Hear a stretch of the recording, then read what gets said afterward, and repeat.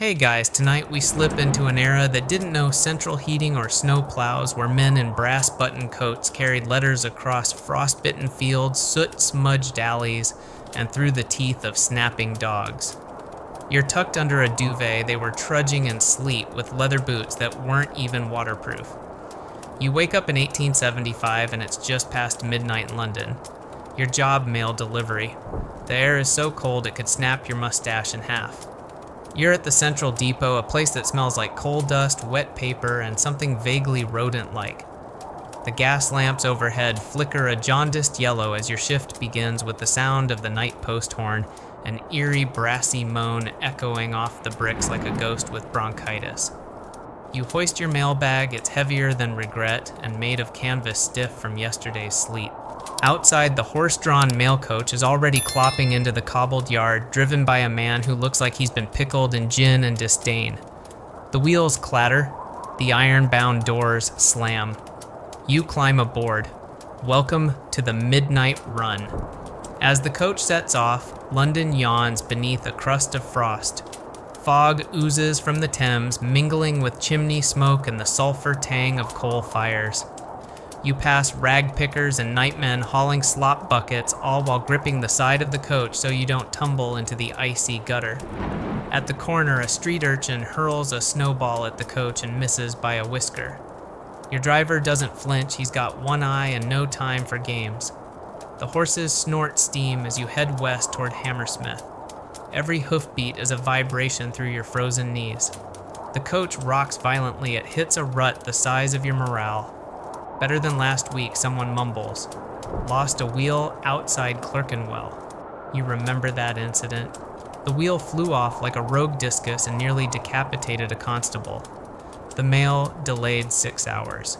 Your paycheck still 4 pence short. Victorian mail service was a miracle of persistence, emphasis on miracle. By 1870, Britain's postal network was the most complex on Earth, moving over 1 billion letters annually. Yet somehow they never figured out thermal socks. The average night shift worker had 2 options, frostbite or creativity. One postman famously lined his breeches with rabbit fur. Another, less fortunate, stuffed his boots with raw cabbage leaves. Historians still argue whether the smell or the squelching drove his routemates mad. Inside the coach, you juggle parchment and personal space. A burly man named Wilkins smells like pipe tobacco and week-old meat pie. He's humming an off-key version of God Save the Queen. The only other passenger, a wiry clerk with ink-stained cuffs, is asleep with his head against a crate marked Urgent, East Sussex. You silently hope nothing alive is inside. Your first delivery stop is a half-lit bakery. A letter marked Urgent goes to a flour-dusted man named Morrington, who thanks you by throwing you a lukewarm crust. Not too bad. At least it isn't frozen solid this time. Last week, a bottle of ink shattered in your satchel. You can still smell it on your gloves. Mid-route snow begins to fall. Not the light, charming kind, but the heavy, slushy avalanche flakes that stick to everything and melt down your collar. The road's getting slick. A coach ahead has overturned. 3 mailbags lie scattered like abandoned hopes, and a man is trying to coax his horse upright using language not fit for a Sunday sermon. Your coach detours. The horses neigh disapproval. A familiar thud behind you. Wilkins has fallen asleep and dropped his lantern. You quickly stomp it out before the straw catches fire. Again. As you pass Hyde Park, your eyelids start to sag. But then a sudden shout. Fox. The coach shudders. Outside, a red flash disappears into the night. Not your problem. Unless, of course, it grabs the letter addressed to Lady Harrington, Vixen Hollow, which, yes, has happened before. Postal animals were a real thing. Cats sleeping on sacks, dogs gnawing telegrams. One enterprising raven once made off with a Queen's Bench warrant. It never arrived. The coach finally halts near Kensington, time to dismount. Your knees crack like old floorboards. You check the list: 13 houses, 1 alley, and a mystery crate drop-off. Of course. You slip on your gloves, wool, fingerless tragic, and start walking. With each step, your boots absorb more melt water than a sponge in a sauna. You reach into your satchel for the next address and pull out a letter that's already half pulp. Rain and paper were never friends. You wrap it in cloth and knock on the door of number 17, a grand house with ivy-like claws and a door knocker shaped like Medusa's face. Fitting. A maid answers. Takes the letter. Says nothing. Slams the door. You're not even mad. At least she didn't let the hounds out. You head back toward the coach. On the way, you pass a lamppost with a placard, Reward, Missing Mailman, last seen near Limehouse. You don't slow down. As the snow thickens, your breath hangs in the air like silk. The coach glows faintly in the distance. You trudge forward, just another shadow among many. And yet, oddly, you feel pride. Not everyone braves the night to deliver birthday wishes, overdue bills, and declarations of love. Even if one of those letters contains a drawing of a mustache and the words "You smell" addressed to Postman Dave, which is you. You finally clamber back aboard. Your coat is stiff, your fingers numb, your sense of dignity soggy. But the run's not over. Next stop, Chelsea. The post horn sounds again. Off into the darkness you go. The coach rattles out of Kensington wheels, crunching over the growing snow. It's darker now, colder too. The lantern sways above the door, casting sleepy circles of light that do little more than highlight your breath and the crust of ice forming on your satchel flap. Your uniform, by the way, is a joke. Supposedly designed for both function and decorum, it consists of a stiff wool tunic, dyed that iconic navy blue, except now it's more soot-marbled gray. There's a brass-buttoned front that shines for roughly 6 minutes after polishing, and your hat is less dashing postman's topper and more water-retaining sponge with a brim. The standard-issue gloves about as insulating as wet toast. Most postmen supplemented their gear with whatever they could barter, stitch, or steal. One enterprising chap from Nottingham allegedly wore a fox fur cravat beneath his collar until a bishop's dog mistook him for a threat and bit him on the ankle. Twice. You glance down at your boots, leather with soles thinner than Victorian patience. Some clever soul once tried to line theirs with candle wax for waterproofing. It worked until they stood too close to a fire. Their socks caught on in a way that was equal parts tragic and entertaining. Historians still argue whether the tale is apocryphal or simply poorly archived. Inside the coach, the windows fog. The pipe-smoking Wilkins is mumbling now, maybe to you, maybe to the ghost of some long-forgotten postmistress. Uniform's fine, he mutters. It's the wind what kills ya. You agree, not because it's insightful, but because you can't feel your ears anymore. The route shifts again, this time toward Chelsea embankments. Here the roads are narrower and the wind has claws. Your coat slaps against your thighs like a frozen flag, and your satchel thumps like it's carrying bricks. In truth, it's stuffed with every imaginable kind of Victorian correspondence love letters, court-summoned strange wax-sealed parcels wrapped in string, and one oddly lumpy envelope marked simply to be handed in person. Your hands, meanwhile, are staging a quiet rebellion. The cold has made your fingers slow stiff and mildly existential. You fumble with a delivery for number 12 Litchfield Row, a terraced house with ivy that looks more like tentacles. You knock. No answer. You knock again. Still no answer. Then from the other side of the street, a window opens. A woman's voice floats out. Just leave it on the stoop, darling. I'll collect it in the morning. Mind the frost, though it's beastly tonight. You glance at the stone stoop, which is currently wearing a small glacier. You set the letter down gently, already imagining it freezing solid before morning, or being eaten by a particularly literary fox. You shuffle on. There's a strange comfort in the rhythm now. Your boots slap your breath clouds, and every door is a new story. One house, clearly abandoned, still receives letters mostly scrawled in red ink. Another is lit from within, music, playing, laughter, echoing. You pause a second longer than you should, pretending to double-check the address list. Then there's the uniform itself, flapping and frozen, barely holding out against the wind. It occurs to you again that the design committee responsible for this masterpiece of late 19th century discomfort must have been exclusively composed of indoor types. Probably heated offices, warm tea, and no first-hand knowledge of sleet down the spine. They did try. Sort of. In 1855, there was an official experiment with oilcloth mail capes. They worked briefly, but they also made the wearer smell like fish and kerosene. One test run ended when a postman slipped on his own cape during a downpour and rolled into a canal. Your breath catches. A gust barrels through the alley, bringing snow like powdered pins.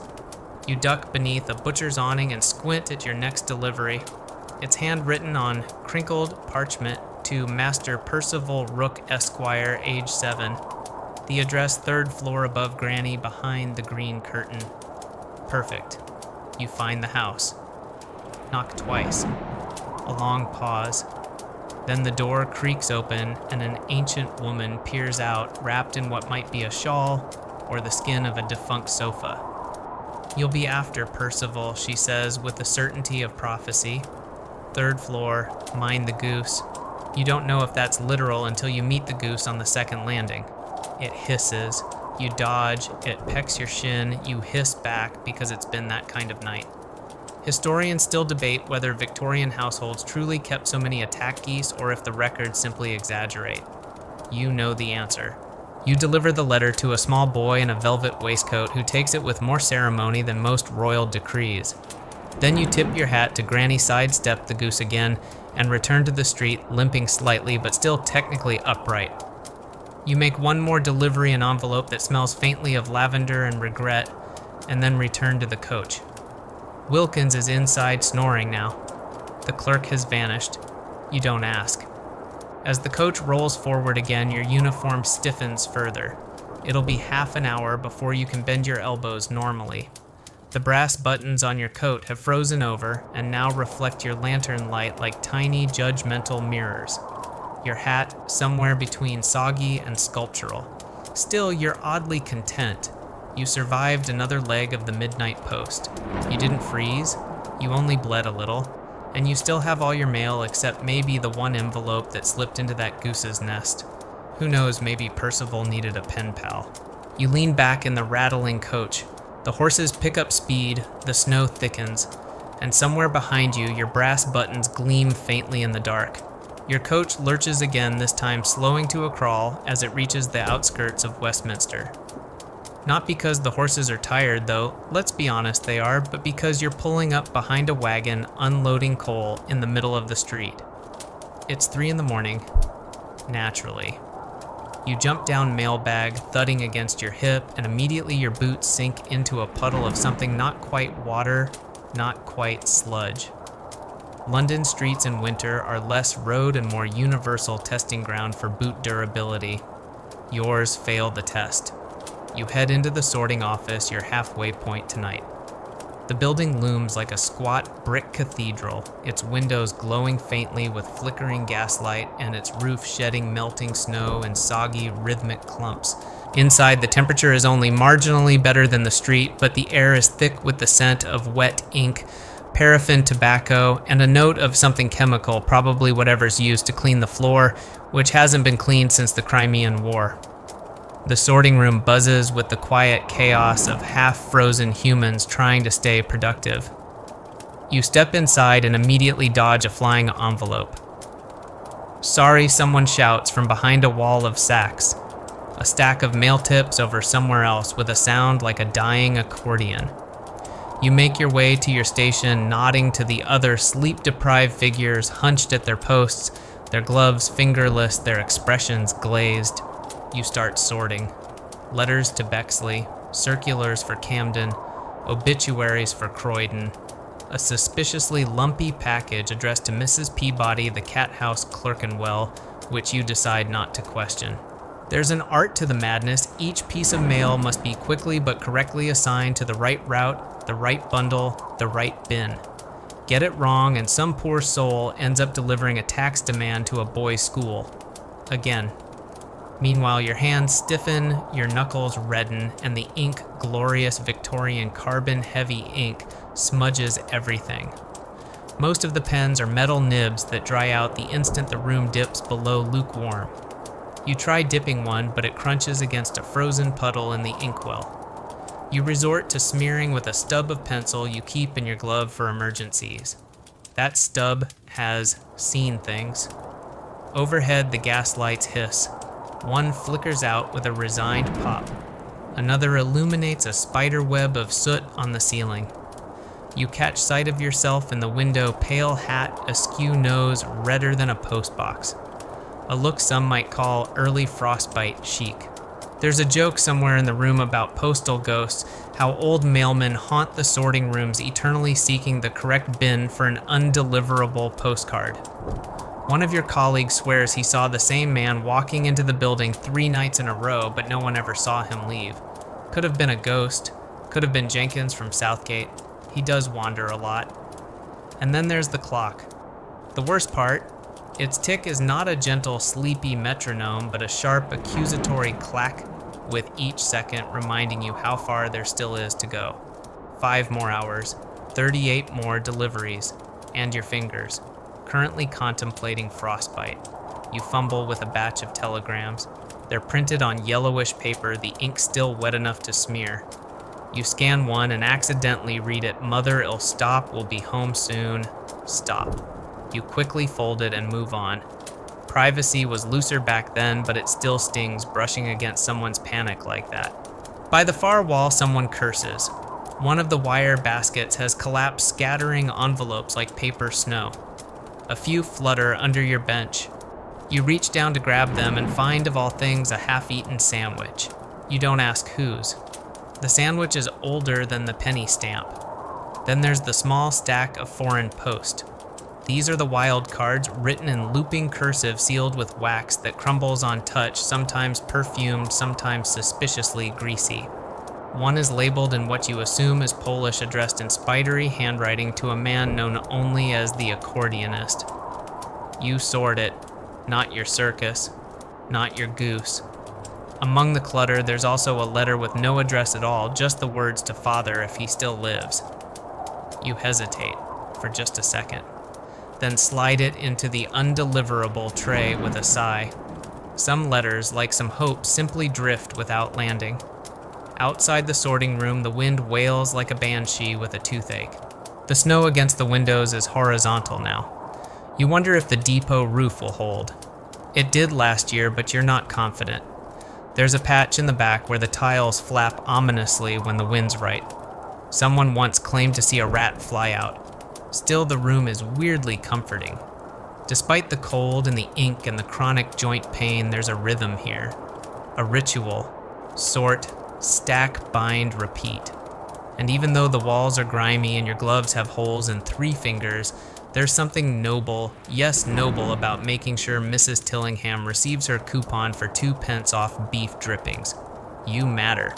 You glance over at the notice board. There's a penciled note pinned next to a diagram titled "Proper Binding Techniques for Letter Bundles." The note reads, "Lost gloves again. Last seen near the broken boiler. If found, please return. They're mine." It's unsigned, and you wonder if it's even from this decade. Finally, a bell rings a dull clang from the far corridor. Time to load the next round. You stretch your spine, creaking like a haunted ship, and hoist your bag. A new stack, new letters, new dogs to avoid. You step back outside. The snow is deeper now, blanketing the city in cold silence. Somewhere out there, someone's waiting for a letter. And maybe this time the pen didn't freeze mid-sentence. The door of the sorting office creaks shut behind you, and the world outside greets you with an unceremonious slap of wind to the face. It's colder now, sharp, metallic cold. The kind that creeps under your coat collar and rattles around your ribs like an unwanted guest.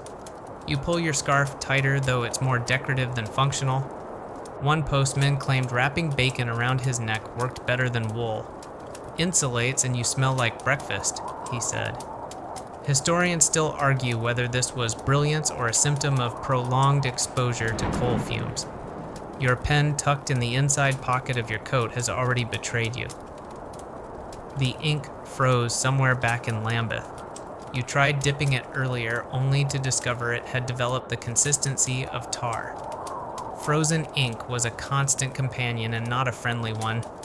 Most mailmen carried backup pencils or just etched notes with whatever sharp object they could find. You once saw a man sign a ledger using the edge of a broken button and sheer spite. You trudge forward, boots crunching against salt-smeared cobblestones. There's no snow falling now, just the threat of it. A sky the color of wet slate hangs low above you, pressing down like a wool blanket soaked in regret. Your fingers, red and slow, fumble through your bag. Next, stop, Drury Lane. A clutch of flats and boarding houses tucked into a maze of alleys where the snow never seems to melt and the shadows feel sentient. You deliver 3 letters before reaching the 4th. It's a small, pale envelope with curlicue script. You know the type. Love letter. Maybe a goodbye. Maybe something more complicated. You've delivered enough of them to know that the most dramatic ones always smell faintly of perfume and desperation. You knock. A man opens the door wearing a robe and expression that says it better be good. He grabs the letter without a word and closes the door. You hear it open again a few seconds later, then slam shut. You don't ask. Down the lane, a pack of boys is hurling ice chunks at a frozen puddle. One shouts, "Oi, Posty, wanna go?" You smile, shake your head, and move on. The game they're playing is called Break the Pond. You played it once, lost 2 toes to frostbite and dignity to a particularly slippery cabbage leaf. Now your fingers are stiffening again. The edges of the mail feel like razor blades. You stuff them deeper into your pockets, which are already lined with crumpled delivery slips, pencil stubs, and one surprisingly intact sugar lump. You save that for later. You'll need it. Frostbite was a real occupational hazard. Some men came in with fingers, blackened toes, numb ears red and cracked like ceramic. Victorian medicine had little to offer. Rub it with brandy was a popular remedy, second only to just ignore it and keep walking. One unlucky chap in Manchester reportedly lost 3 fingers to a snowstorm. When asked why he didn't seek shelter, he replied, "The letter was marked urgent." He got a commendation and rheumatism, possibly in that order. Back on the move, you head south toward Fleet Street. You pass gas lamps coated in snow and alley cats with the eyes of judgmental librarians. The cold tightens around your limbs like a corset with bad intentions. A man in a bowler hat tips his head as he walks past. "Brave soul," he says. You nod back, too frozen to speak. Your mustache crackles when you try. Fleet Street is a mess. Horse droppings frozen to the cobbles, slippery flagstones, and an odor best described as stewed ink and despair. You dodge a puddle that might actually be a portal to the underworld.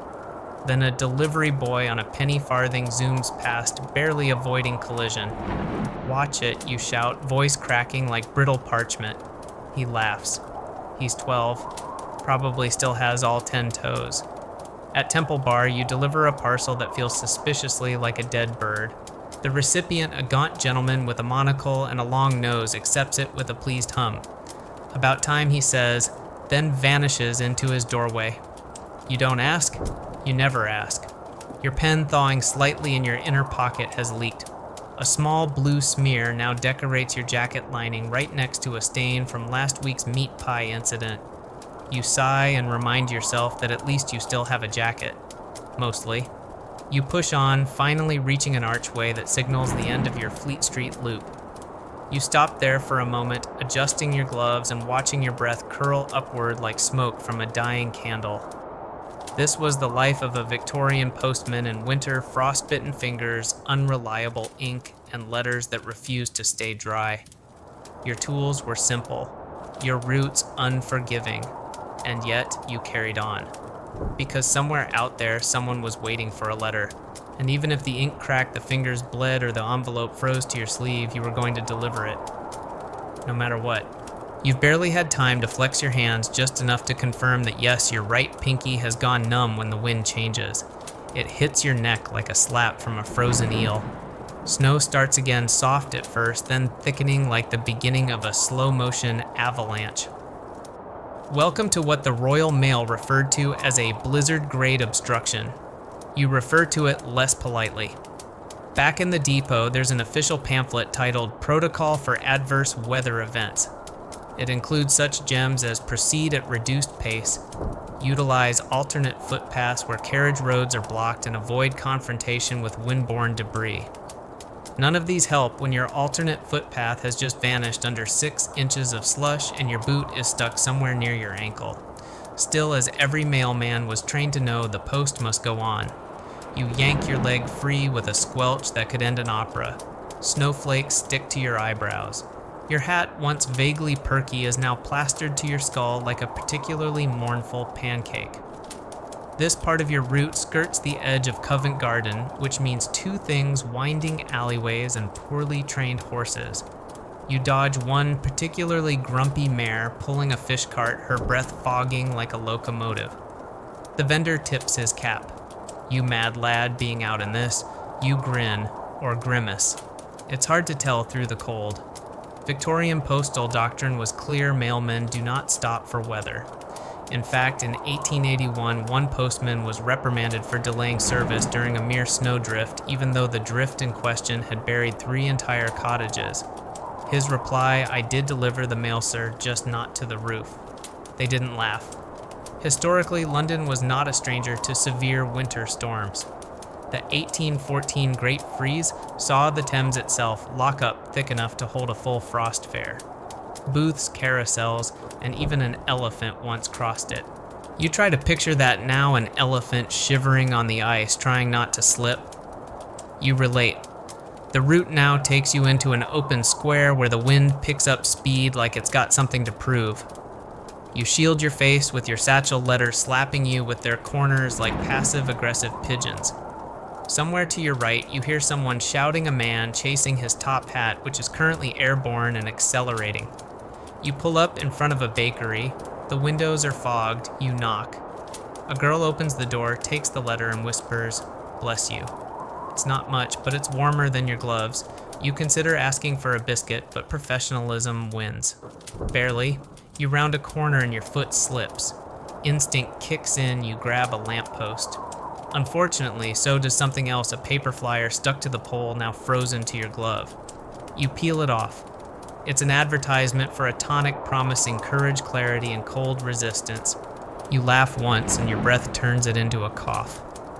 Next delivery, the office of a solicitor with a name like a sneeze, Crabbington Barnes. You knock 3 times. No answer. You check the address again. Then you notice the small sign beside the door office closed due to impassable weather. For emergencies, shout. You shout. Eventually, a sleepy man in socks and a dressing gown appears at a 3rd-floor window. "Just toss it through the flap," he yells. You do. You miss. The letter lands somewhere in a snowbank shaped like an apologetic sofa. You dig it out, try again. Success. Further down the street, a set of iron railings has frozen over completely. Icicles hang like medieval torture instruments. One snaps off as you pass and narrowly misses your shoulder. You add death by icicle to your list of acceptable excuses for not finishing your route. And yet, despite the absurdity, despite the wind trying to exfoliate your face off, you keep going. Because the mailbag is lighter now, and that's its own reward. One letter at a time. One frozen doorstep at a time. A small house with a green door is next. You knock. No answer. You knock again. Still nothing. Then a 3rd time, louder. A sleepy voice calls out. Coming, followed by what sounds suspiciously like a body falling downstairs. Eventually the door creaks open. An elderly man with a shock of white hair and one slipper on his foot blinks at you. "Post in this," he says. You nod. "Well, then," he says, "come in and warm up." You hesitate just a second, then step inside. It's warm, shockingly warm. There's a fire. And tea. He pours you a cup before you can object. "I was a postman, back in '49. Snowed for 3 weeks straight. I delivered mail with a sled and a goat." You nod politely. "Was it effective? God, no. Goat ate 3 telegrams. You sip your tea. It tastes like chamomile and soot. It's perfect. You only stay 5 minutes, but it's enough to feel your fingers again. The man waves you off with a grin and one socked foot. You step back into the blizzard, slightly less miserable. Your coat is soaked, your bag is lighter, and your mustache now has its own snowdrift. But you made it this far, because the post must go on, even if your route includes dodging goats and projectile icicles. As you squelch back into the street cheeks stinging and boots now resembling soup containers, you brace yourself. Because you've reached that special part of the route. The part dreaded by every Victorian postman, the alleys with dogs. Now these aren't pampered lapdogs or sleepy mutts. These are the real Victorian alley beasts, snarling, territorial, and suspicious of any figure carrying a leather satchel. Your presence is a direct threat to their understanding of property, and they're not afraid to voice their opinion, loudly, with teeth.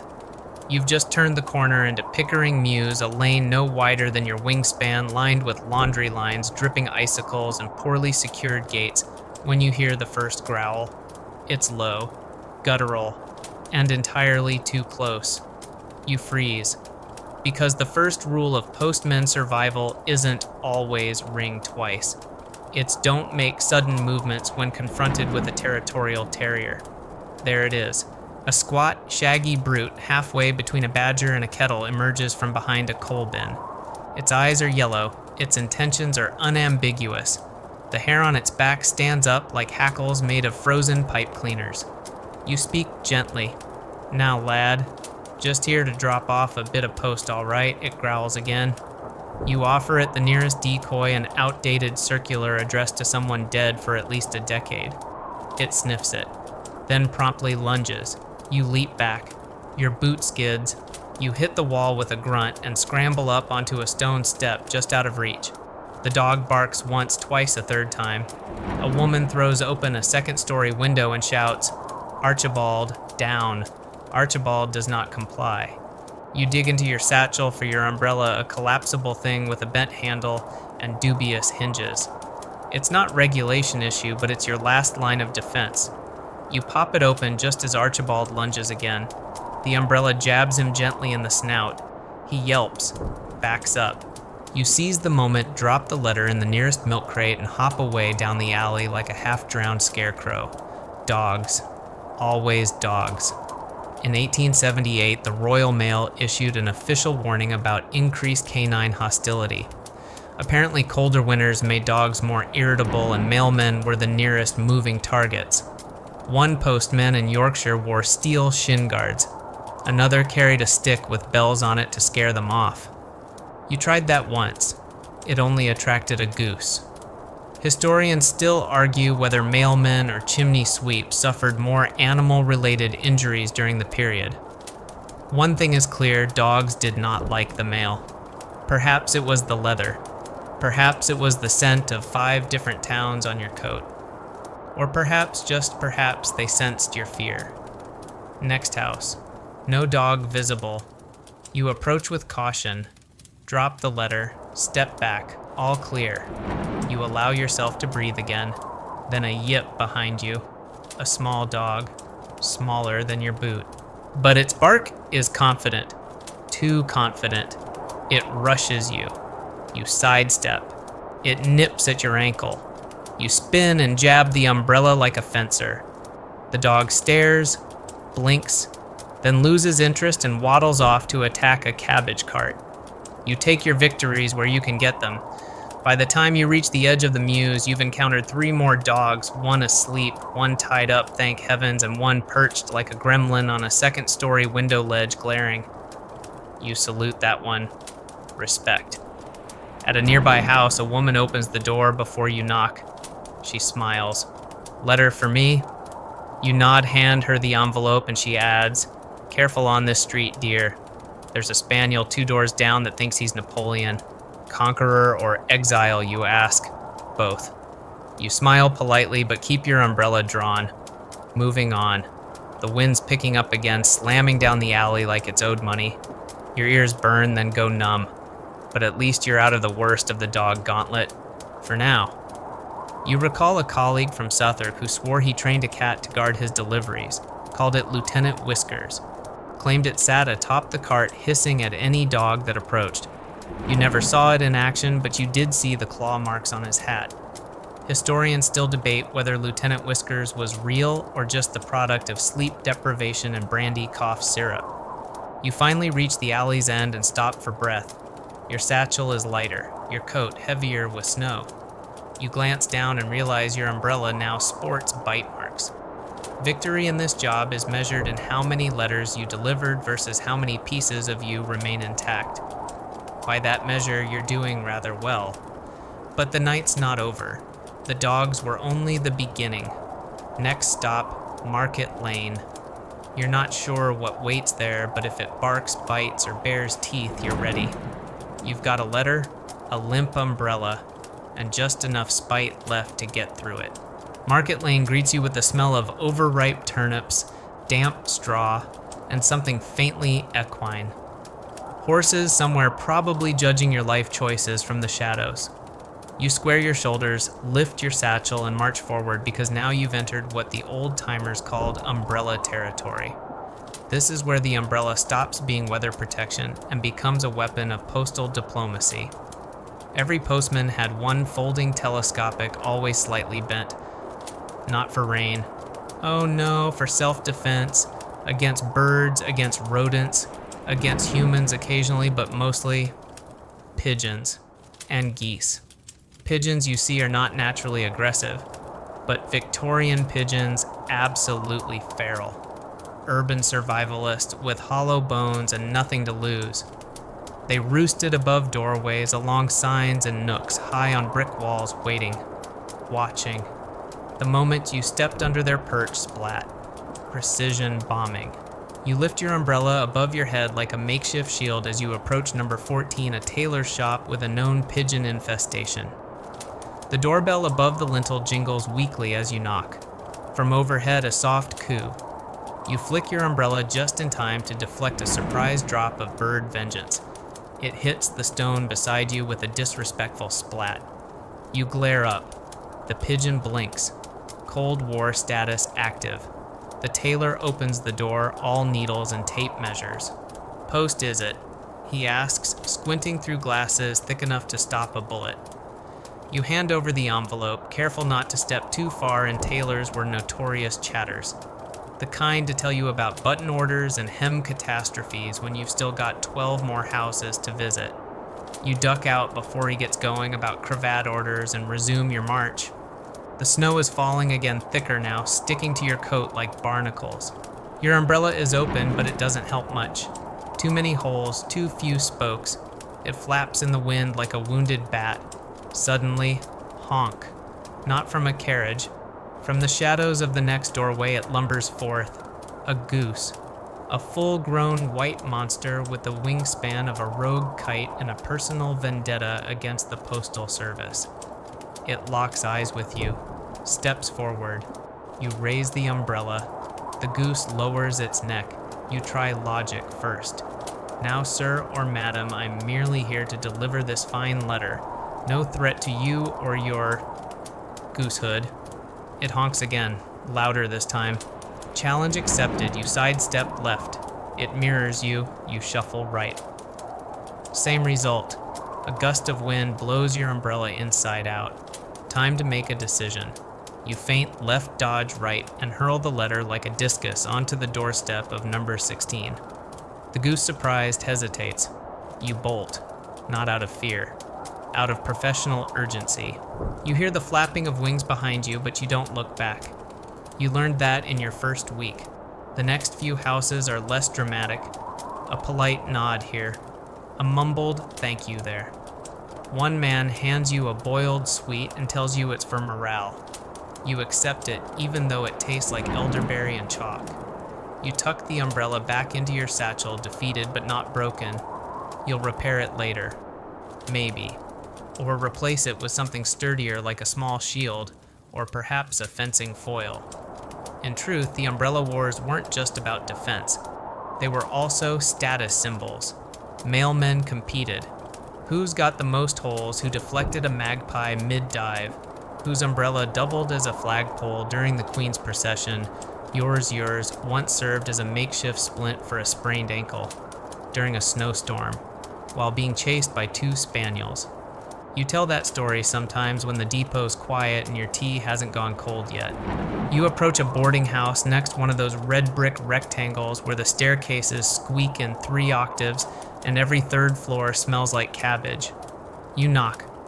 A tired-looking landlady answers. Top floor, back room under the skylight, she mutters, handing you a brass key. He's expecting it. You sigh and trudge up 6 flights. By the time you reach the door, you're wheezing like a pipe organ with asthma. You tap gently. A thin man opens it, takes the envelope, nods once, shuts the door. All that effort. Not even a thank you. On the way back down, you slip once on the stairs, catch yourself, drop your satchel. The contents stay inside mostly. 1 letter flutters out and lands beside a boot at the entryway. The boot shifts. A child picks it up and hands it to you. No words, just big eyes and frost-bitten fingers. You thank her. She disappears into the fog like a Dickensian ghost. Back outside, the air has shifted again. Colder, sharper. The kind of cold that makes your earlobes question their loyalty to your skull. You shove your hands into your pockets and keep going. At the corner of Market Lane, an older man with a post horn is waiting. Swap time, he says. You nod and hand over the last few letters. He takes them. You don't speak. There's no need. You glance up. The pigeons are watching from the roofline. Somewhere the goose is planning its next move. Your umbrella sags, but your route continues. Because in this war of wind wings and wax seals, you are the last line of delivery. You duck into the shadow of a boarded-up stable to take a breather, your umbrella still dripping from its close encounter with the goose, your boots emitting quiet squelches with every step. You unfasten the strap of your satchel and slide it forward, resting it on your lap like a very tired, very overworked animal. And that's when you notice that your mailbag is beginning to sag from the middle. This isn't just due to the cold. No, it's the weight. Tonight's load isn't just envelopes and telegrams. It's filled with all the oddities, mysteries, and mild violations of postal guidelines that Victorian senders insisted on trusting to the Royal Mail. So tonight you do the forbidden thing. You peek. First, there's the expected bundles of Christmas letters tied with string, the wax seal still intact despite the cold. You can't help but admire the color's deep crimson royal blue, and one that looks suspiciously like mashed beetroot. That one smells faintly of onions. You decide not to investigate further, but deeper down it gets peculiar. You pull out a parcel roughly the size of a grapefruit. It's wrapped in calico, tied with twine, and smells unmistakably of fish. The tag reads, "To Uncle Jeffrey, read the sardines." You don't ask. You gently shove it back where you found it. Then there's a small wooden box. No return address, just 1 word carved into the lid. Soon. That's it. Just soon. You slide it back into a corner of the bag, not because you're frightened, but because, alright, yes, it's a little frightening. You keep digging. There's a letter sealed in red wax, the back marked with what looks like a chessboard, and the phrase, "You'll understand when the snow melts." Next to it, a paper envelope completely encased in twine.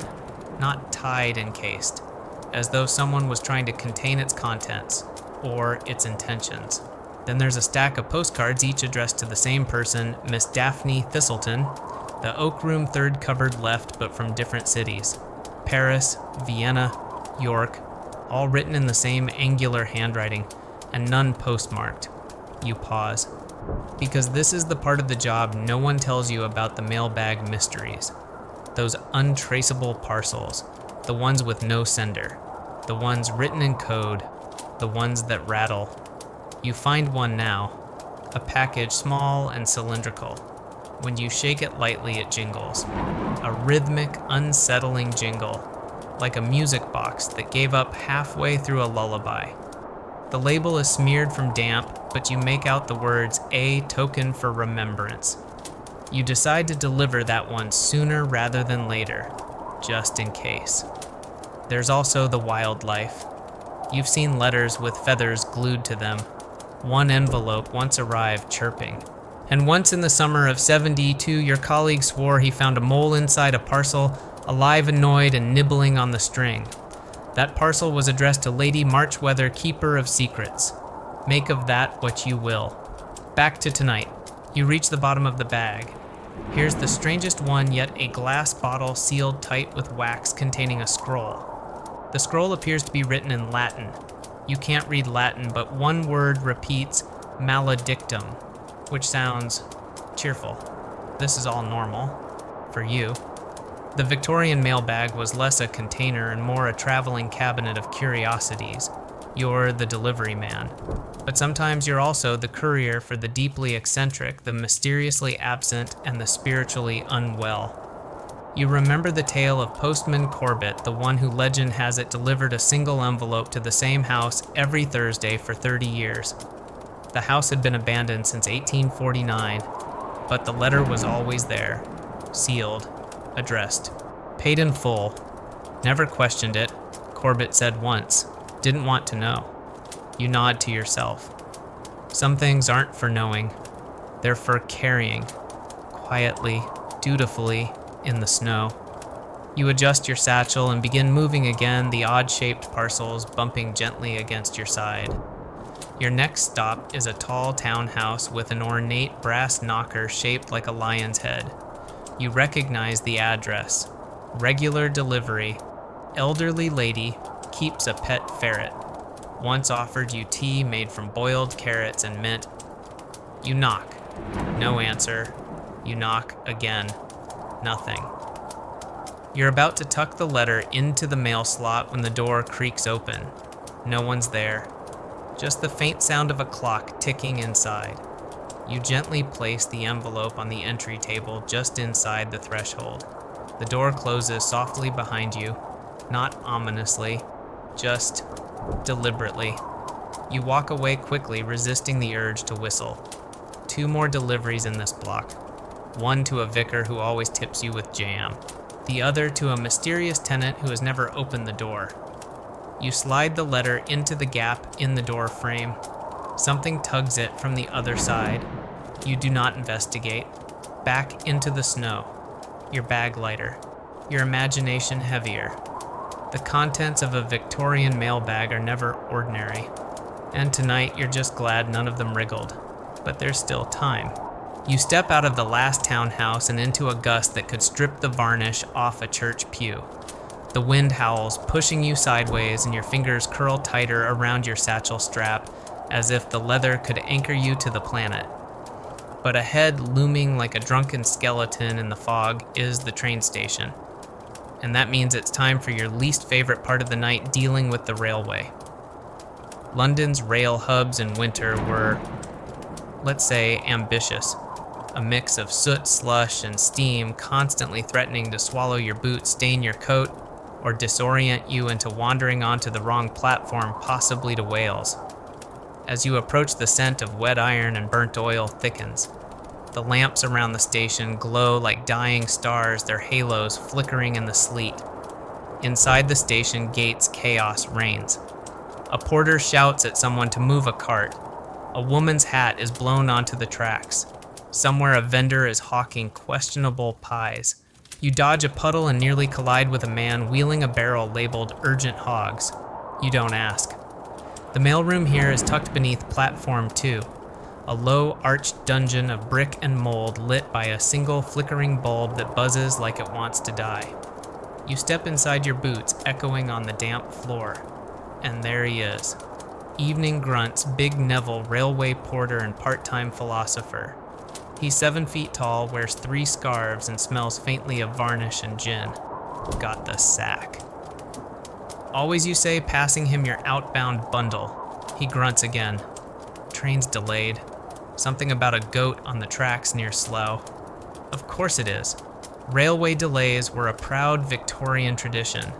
Sometimes it was fog, sometimes snow, sometimes acts of God. And sometimes, like tonight, it was livestock with poor timing. One particularly notorious incident involved a pig, 2 valises of undelivered mail, and a signalman who just gave up halfway through his shift. They made it into the papers, well the back page. You check your manifest against the station list. 5 parcels, all bound for outposts beyond your route. 1 marked delicate, glass. Handle like your mother's feelings. Another simply reads, no rush, he's dead. You assume that's a joke, you hope. You take a moment to warm your hands over the coal stove Neville has jury-rigged in the corner. It's technically illegal, highly unstable, and smells like boiled potatoes. But it works. You defrost your fingertips just enough to flex them again. You're starting to suspect your left thumb is now mostly ice. Neville offers you a sip from a dented flask. You politely decline. Last time you lost 3 hours and delivered a letter to a man in a bathtub who didn't own the house. A bell rings across the platform. A train, probably the one you're waiting for, is arriving. Slowly, cautiously, screeching like it's being dragged by ghosts. It huffs into the station, steam blooming like a mushroom cloud. A conductor leans out of the window. Post, he shouts. Neville gestures toward the sacks. Bit damp. Figure, says the conductor, hopping down and beginning the transfer. You help load the parcels, shoving them onto the mail coach where they'll rattle all the way to Eastbourne or wherever fate and unreliable labeling takes them. As you finish, the conductor hands you a small crate. Inbound for your lot. Special delivery. You groan inwardly. The crate is dense, heavy, and slightly warm. Do I want to know, you ask? The conductor winks. Probably not, but you're brave or stupid. Same thing this time of night. The train shrieks and lurches into motion, disappearing into the storm. You watch the taillights vanish before turning back to Neville, who's already stoking his stove with something that might have once been a library book. Good luck, he says. You nod and hoist the crate. Your spine protests. Your gloves are soaked, but you've got mail to deliver back into the city. The street outside the station has transformed into something otherworldly, snowdrifts piled like dunes, lamplight glowing through the mist like distant ships. You trudge forward, crate in one hand, satchel in the other. Somewhere beneath all this slush is a footpath. Probably. The crate shifts. It hums. You pretend not to notice. You reach your next stop, another boarding house, this one half collapsed and held together by ivy and faith. You knock. A young man answers, squints at the crate, and says, Aunt Lillian's heater. Knew she'd send it eventually. He signs the ledger, lifts the crate like it's nothing, and disappears into the gloom. You blink. Your back aches. You still have a dozen letters in your bag. The station fades behind you. The snow swirls like smoke. Your path is half lit by flickering lamps and half-remembered instincts. You've outrun trains, fended off dogs, outwitted birds, and defied gravity on more than one staircase. But the night isn't done with you yet. And the next house, it's on a hill. Of course it is. The hill in question isn't listed by name on your route sheet. It never is. They just say the incline as though it's some vague concept rather than the ice-coated punishment it truly is. You start up slowly, your boots slipping with each step, the wind doubling in strength the higher you go, as if gravity and weather had struck a petty alliance against your thighs. Halfway up, your bag tugs at your shoulder like a needy child. You shift its weight, mutter a few unprintable words into your scarf, and keep going. Snow clings to your lashes now. The lamplight is diffused through a veil of white, and for a moment you wonder if you've simply wandered into a cloud with attitude. At the summit sits your destination, a narrow townhouse, 3 stories, crooked chimney, and windows that never reflect quite right. You've always found it unnerving. Even the postbox looks suspicious, like it knows secrets. Tonight's delivery, one envelope, thick and brittle, addressed in script that seems to shimmer in the light. No return address, just, to the lady at the top when the sky is loud. You glance upward. The sky is indeed thundering with wind and flurries. That qualifies, right? You knock. The door opens slowly. A woman stands there in a shawl, her hair piled high like a powdered cloud, her eyes sharp despite the hour. You're later than usual, she says.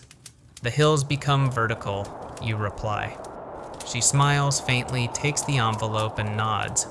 I won't open it until the thaw. As the door clicks shut behind her, you step back and blink. Then without another word, you descend, carefully. Descending the hill is somehow worse. Gravity now wants to help, but too much.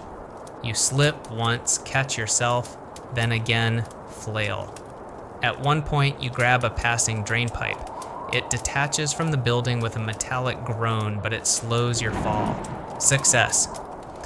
You reach the bottom with dignity mostly intact, though your knees feel like they've been playing dice with your cartilage, and then you remember tonight is glove exchange night. That sounds more ceremonial than it is. Every second Tuesday, you swap out your battered gloves at the supply kiosk behind the Queen's Head pub. There's no signage, just a wooden crate labeled Retired Digits. You arrive, knock twice on the cellar door. It opens an inch. Name, you give it. Preference, fingers. Mostly intact. A bundle is tossed out, tied with twine. Inside are 2 gloves, mismatched, one wool, one leather, both slightly damp. You accept the trade like a knight accepting cursed armor. Your old gloves vanish behind the door, presumably to be burned or mounted on a wall of cautionary tales. Victorian glove technology, you remind yourself, was enthusiastic but misguided. The leather ones stiffen like toast in the cold. The wool ones soak up water like moral guilt.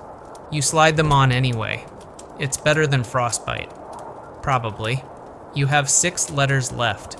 One goes to a tobacconist with no doorbell, just a bell on a string that's always tangled. Another to a windowless bakery that only seems to operate at night. A third to someone listed as Mr. Jackal, 3rd floor, do not speak. You obey that one exactly. Then comes the piano man.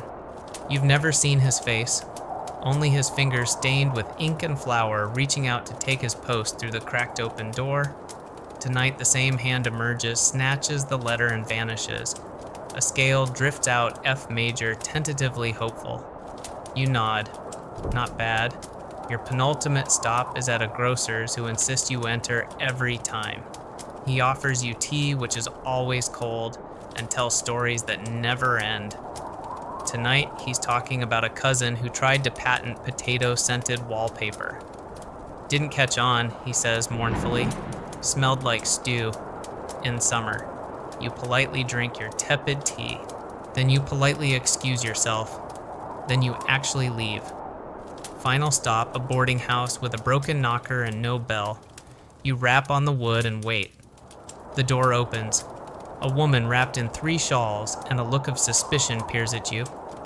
Post, she asks. You hand over the envelope. She eyes it, then you. Not for me. You check the name. Mrs. Fenlow. She shakes her head. Fenlow's been dead a year. She takes the envelope anyway and shuts the door. You stand there a moment longer, your nose numb, your eyebrows dusted with frost. Then you turn away. The wind softens. Your satchel is empty now. Your feet ache. Your spine is a tightly wound coil of regret and resolve. But the job's done. And as you walk back through snow-silent streets, the wind behind you now, instead of against you, feels something dangerously close to contentment. Until you hear a familiar honk in the distance. The goose remembers. You limp into a side alley using the excuse of shorter distance to mask the truth your left boot has begun to let in water with a kind of cheerful malice. Every step squishes. Your socks are no longer socks but mobile puddles.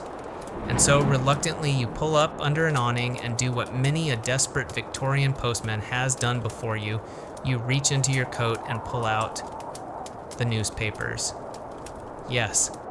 Old editions of the Times rolled tight and tucked beneath your waistcoat for warmth. A trick as time-honored as it is mildly absurd. You sit on a crate, yank off the offending boot, eliciting a slurp, and begin stuffing. Fold, twist, cram. The headline reads, Chancellor vows no snow will delay budget. You mutter good luck with that as it absorbs its first squelch of brine.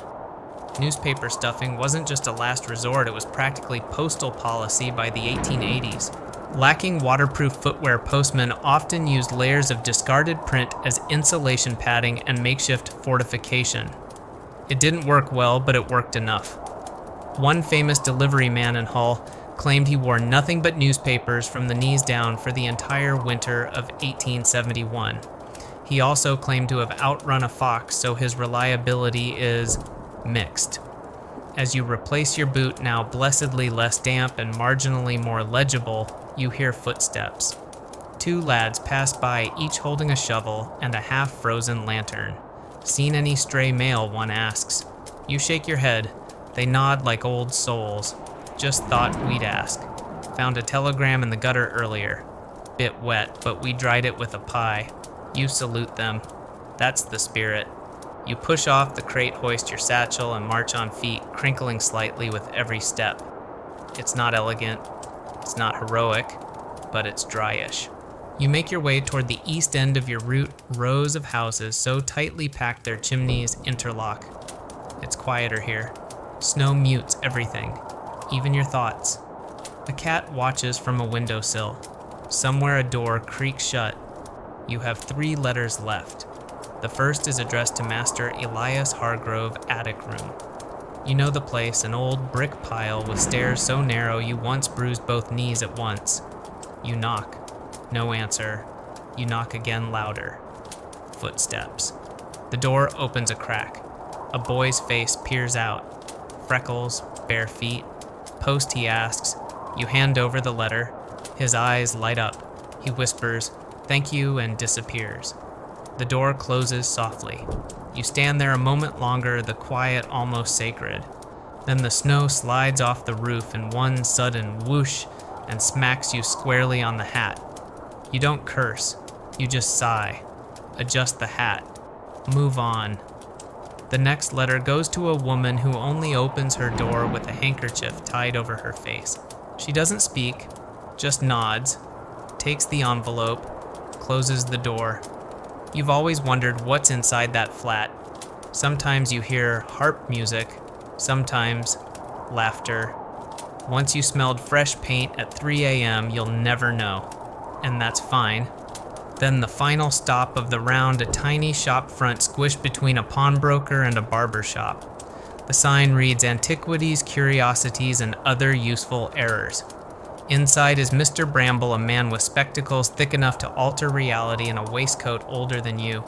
He's always your last delivery. You knock. He opens, smiles. "Something esoteric today?" he asks. "Possibly." Feels heavier than regret. He chuckles and takes the parcel, a small wooden box with no label. Ah, it's from her again. I can tell by the way it smells like marzipan and tax evasion. You nod. He offers you tea. You decline, but accept a boiled sweet from the jar labeled "surprisingly edible." He waves as you step back into the snow. Now your bag is truly empty. Your route is finished. Your boots, though, now filled with political commentary and crossword puzzles, are holding up. You're cold, exhausted, and probably missing a button or two, but alive. And somewhere behind you, the city exhales. You glance toward the depot. Smoke rises faintly from its chimneys. The lamps are still lit. A few silhouettes shift inside, sorting for the next wave. You'll return there soon. For now, you pause. You take a moment to admire the quiet. It won't last long. Morning's just a few hours away, and with it a new bag, a new route, new addresses, new dogs, and more newspaper probably. But for now, you stand in the stillness. A postman, Victorian, damp, proud, crisping gently in yesterday's headlines. You swing back onto the main road just in time to see the faint blue shimmer of dawn begin to ghost along the horizon. It's not light yet, not properly, but the sky's starting to admit it has responsibilities. You meanwhile are heading toward the river, and tonight the river is frozen. The Thames in deep winter is a treacherous thing. It doesn't just sit still and quietly freeze, it makes a spectacle of itself. Ice creeps out from the banks like it's testing the waters, then swallows the middle hole. Not always cleanly, not always safely, and definitely not in a way friendly to mail schedules. You reach the embankment, breath fogging in front of you, and find the ferry hut dark and locked, of course. You check the chalkboard posted outside closed ice, too thick to cross, too thin to trust. Classic. The footbridge is half a mile upriver, but this is the shortcut. And if you're willing to ignore every safety instinct you've ever had, crossable. Sort of, you test it. 1 step. 2. The ice groans like a hungry stomach. A horse cart somewhere behind you snorts in disapproval. You take a deep breath and keep going. Some postmen refuse to cross the frozen Thames. Others do it with flair. One infamous fellow used to skate across in full uniform, tipping his hat at bewildered fishermen. Another tried to use a sledge but crashed into a fish stall mid-slide and retired in shame and salmon.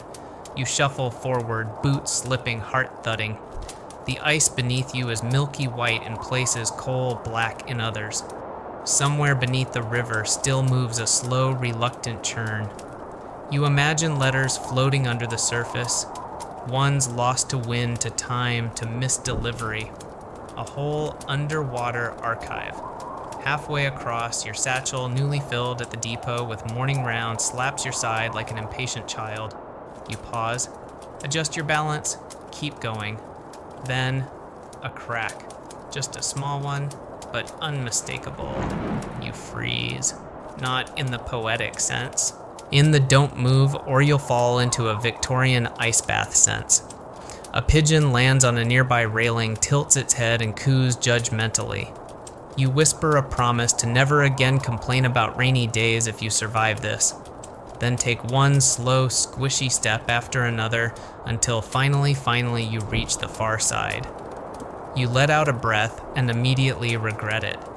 The air is colder than before, but you're alive. You're moving again, and you're officially the river's latest unsolicited performer. The buildings in Southwark loom ahead, black shapes against the lightning sky. The smoke from chimneys has begun to rise vertical and lazy. A few windows are glowing now, domestic fires, early risers, or insomniacs awaiting their morning news. Your first stop is a public house. The owner meets you at the door, still in his robe and boots, with a mug of something steaming and unidentifiable. "Bless you," he says, taking the stack of invoices. "You hear about the goose fight on Market Lane? I was there." He whistles. "Then you've earned this." He hands you a biscuit shaped like a crown. You bite into it. It's stale. You nod appreciatively. Further down the street, you spot a small figure standing near a coal shed, bouncing on one foot. A boy, barefoot, waiting. You recognize him. Tommy from Vine Street. His father's in the Navy. Every Tuesday, he waits for letters. You hand him one today from somewhere hot and sandy, the envelope smudged with salt. His grin could melt glaciers. You press onward. Victorian Southwark in winter is a character of its own. Less posh, more honest. Shops with signs painted by hand wagons rolling over slush dogs rooting in alleys. You pass a butcher's shop where the window has fogged over entirely except for a clear patch in the shape of a nose someone's been peeking in dreaming of pork. You deliver 5 more letters in quick succession. One to a laundress with red hands and a smile, one to a man who won't speak above a whisper, one to a child who offers you a wilted daffodil in return. You accept it like it's a knighthood. Then comes the address you always dread, Dockside Warehouse number 7, East Entry. It's not the walk that's the problem, it's the destination. The warehouse is barely standing a relic from a shipping age long past. You've delivered here twice before. Both times you left with a new mystery and a smell that didn't wash off for days. You knock. No answer. You knock again. Finally, a small slot opens in the door. 2 eyes peer out. Password they ask. You blink. I'm the mailman. The slot closes. The door creaks open. A gloved hand takes the envelope. "Thanks," the voice says. "That'll settle the bet?" You want to ask. You don't. As you walk away, the door shuts behind you with a groan that sounds far too sentient. Back into the street. The sky is pink now, flushed from the cold. A milk cart rolls by wheels, squealing. You feel the satchel lighten with every delivery. You're halfway through the morning round. You think back to the river, the ice, the letters beneath. Not every message gets through, not every parcel makes it home, but some do, most do, and when they do, even the cold starts to feel a little less cruel. Your boots crunch into the frost-crusted cobbles of Borough High Street as you leave the docks behind Satchel Lighter, but your limbs no less weary. There's a new scent in the air now, smoke and yeast. Somewhere nearby, a bakery has fired up its oven, and for one fleeting moment, the city feels almost warm. Then you round the corner and see the blockage, a cart tipped on its side. 2 sacks of flour burst open like ghostly explosions across the road. A horse stands nearby, looking utterly unconcerned. You sigh. You're not going to get through on the street, which leaves the rooftops. Don't look at me like that. Rooftop delivery isn't official postal policy, but let's not pretend it doesn't happen. When streets are blocked by snow carts, riots, or the occasional spontaneous parade, sometimes the only path left is up. You eye the row of terraced houses along Chapel Court, connected roofs, low chimneys, and one invitingly rickety fire escape. You scale it, wheezing each iron rung colder than your ex's parting words. You reach the roof and pause. It's not a bad view. The rooftops form a patchwork of slate and snow chimneys exhaling faint trails of smoke into the bluing sky. You step carefully. Your soles scrape frost. You clutch your satchel like it contains the last secret in the world, and then with the grace of a slightly injured pigeon, you inch toward your destination. Your target, 14 Chapel Court. The tenant there, Miss Agatha, please don't knock. Morrigan has made it clear she prefers non-intrusive post. She once left a note that read, "Roof delivery is more elegant," like the gods used to do it. You're not sure if gods ever delivered tax bills and sleet, but here you are. You reach her chimney, tap it twice. A thin arm pokes out of a skylight. You pass her the letter. She vanishes. Skylight closes. Mission complete. You make your way back down via a neighboring laundry scaffold using a frozen bedsheet as a rope. You slide the last few feet and land in a snowbank with a dignified whoomph. You lay there for a moment, not in pain, just evaluating your life choices. A small dog walks past dragging a mitten. You get up. The chimney shuffle, as it's sometimes called, was more common than most civilians realize. Not just for dodging street obstructions, but also for accessing the maze-like upper tenements where stairs had long since ceased to exist. One enterprising postman in Leeds allegedly wore soft leather boots just for rooftop traction. Another from Exeter trained a goat to carry letters across balconies. The goat was fired for eating a marriage proposal. You dust yourself off and continue your route. Next, Pickle Alley. It sounds charming. It isn't. The entire alley reeks of brine and regret. But at the far end is Mr. Fortescue, who's always waiting with his top hat and a tiny brass bell. You hand him the envelope. He rings the bell and thanks. No words. Never has spoken them. Some say he's mute, others say he's just seen too much. Then there's a stop at the baker's with the warped door that only opens if you kick it just right. You do. It opens. A young woman inside hands you a roll. "Warm," she whispers, "for your troubles." You bite into it. It's sweet, possibly illegal. You don't ask. Your last delivery before the depot is to a woman known only as Mrs. Heron. You've never seen her. You just slide the letter into the slot and hear a soft thank you echo from somewhere deep inside. And now back to the depot. You return through the alleys past frozen fountains and locked shop fronts. A grocer's window features a display of turnips arranged like a nativity scene. You pause, nod respectfully. At the sorting room, the stove is lit. Your colleagues nod greetings, red-eyed and slumped. You hand off your satchel, now empty. Your shoulders sag. Someone offers tea. You accept. It's more hot than drinkable, but you're not picky. And as you sit there, boots steaming, roll in hand, you think about the chimney shuffle. About how sometimes to deliver a letter you climb 3 stories, balance on a roof, dodge a pigeon, and slide down a drain pipe. Because that's what the job demands. And because someone up there was waiting. The depot is buzzing now, well buzzing in the way that exhausted men sipping lukewarm tea and occasionally grunting can buzz.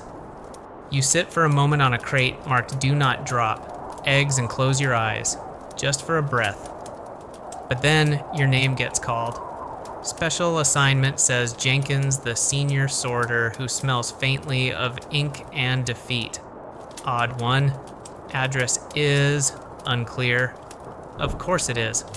He hands you a single envelope, no street number, no district, just a spidery scrawl that reads, "To that man who lives near the big tree." You stare at it. Tree, you ask. Jenkins shrugs. There's a tree on nearly every corner. Good luck.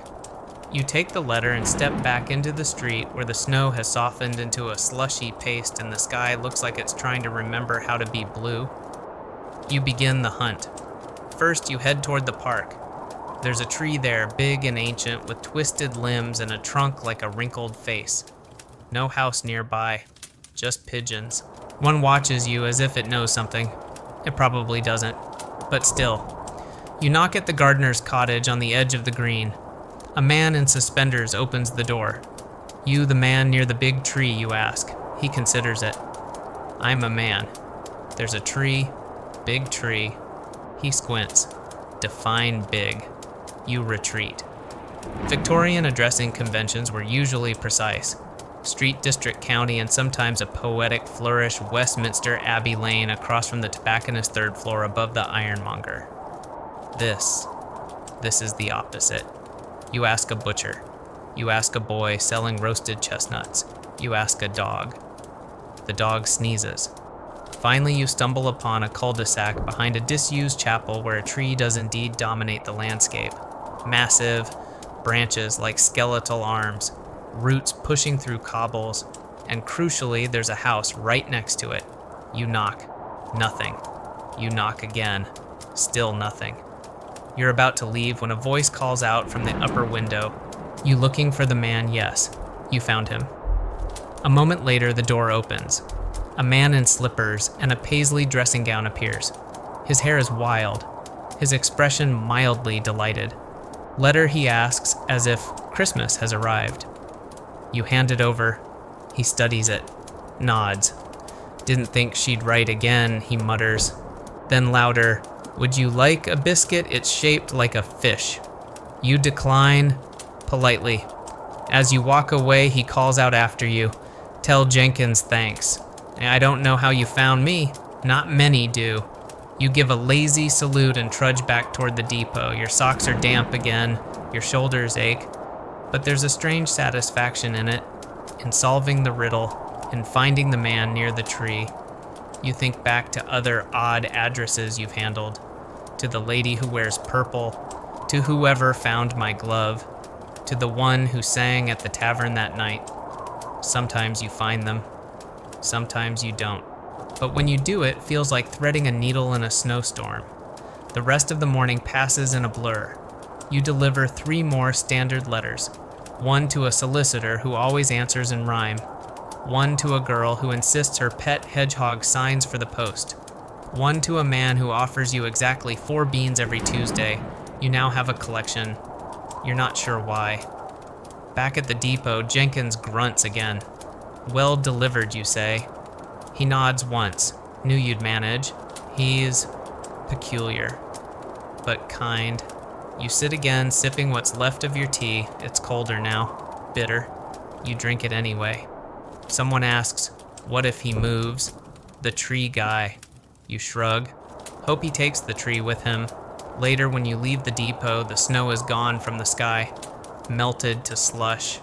The wind has lost its edge, and the city, exhausted and soot-stained, breathes a little easier. Somewhere the man by the tree reads his letter, and you have miles to go before the next mystery arrives. You pivot down a narrow lane toward your midday route, one that runs through both the outlying farms and the crowded lanes of inner London, a cruel bit of postal planning known affectionately as the rural-urban sandwich. You're the meat. Your first stop, a farmstead on the edge of the city just past a frozen canal. The path there is muddy where it's not icy, and icy where it's not visible. Every few feet, your boot either slips or sticks with no middle ground. At the gate, a cow eyes you suspiciously from behind a half-buried fence. You nod respectfully. Morning, madam. The farmer's wife meets you at the porch. She's wearing boots up to her knees and a shawl that looks like it's been dipped in bacon grease. She takes the letter with a grunt, then hands you a boiled potato. For warmth, she says. You carry it for a while like a weird, edible hand warmer. You push on. As the countryside gives way to streets and soot, the road conditions actually get worse. London in winter is a city of slush and smoke. The snow doesn't fall here so much as it sinks, absorbing horse waste chimney soot and yesterday's tea dregs to form a sort of organic slop best described as urban gravy. You know every dip in these streets, every place where cobbles have vanished, every stoop where dogs lurk, or children hide behind crates with snowballs shaped like bricks. You dodge two today. One misses, one doesn't. The slush in the city freezes unevenly. One moment you're in a shallow puddle, the next your foot crunches through ice so sharp it could file your nails. A colleague once sliced open his boot and swore the puddle was lined with broken glass. It wasn't. It was just unusually judgmental frost. You stop to deliver a note to the widow Pritchard on Leatherby Lane. She always asks for a weather report even though she can clearly see outside. You tell her snow's turned to moral compromise, ma'am. She nods solemnly and hands you a biscuit. The line between rural and urban is thin here. One block you're walking past a goat tethered to a hitching post, the next you're dodging hansom cabs and trying not to step into an open drain that seems to sigh at you when you pass. You remember one dreadful week last winter when the entire neighborhood of Spitalfields was coated in a crust of black snow, a mix of ash soot and snowfall that made everything look like it had been dipped in funeral powder. The horses wouldn't move. The letters froze inside the satchels. A man lost his dentures trying to bite into a frozen crumpet, and still the mail went through. Because somebody always needs a letter. A few stops later, you reach the home of one Mr. Enfield, who insists on receiving his post in person, and always while seated in a bathtub, clothed thankfully. You knock. The butler sighs and fetches him.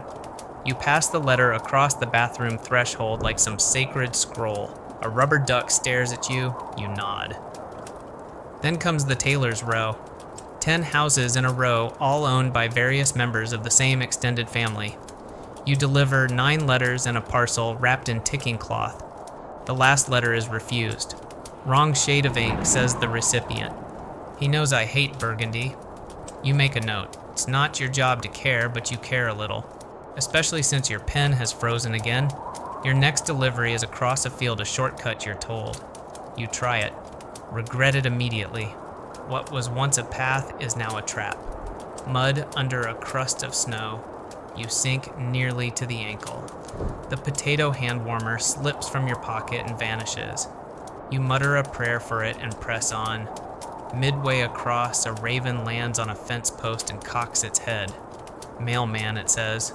You blink. What? It stares. Mailman. You walk faster. Back on the cobbles, you spot the smoke trail from your destination, an alchemist's shop where everything smells like burnt rosemary and failed ambition. The man accepts his letter with a glove. Important, he says. Could explode. You walk away briskly. At this point in your shift, your legs feel like they've been traded for 2 very sore sausages. Your gloves are stiff. Your hat is permanently tilted. But you've made it through both the squelching farms and the slushy city blocks. The sandwich is complete, and you're still standing. Sort of. You pass another postman on the corner, you nod, he nods. No words are exchanged. You've both seen things. He offers you a boiled sweet. You accept. And for the first time all day, the slush doesn't feel quite as deep.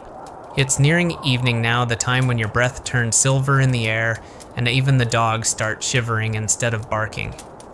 The lamps are being lit across the city, their flickering glow throwing long shadows on the snow-slicked cobbles.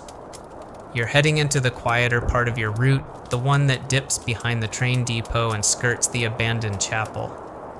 That's where the haunted station is. You don't believe in ghosts? Not really. Not out loud.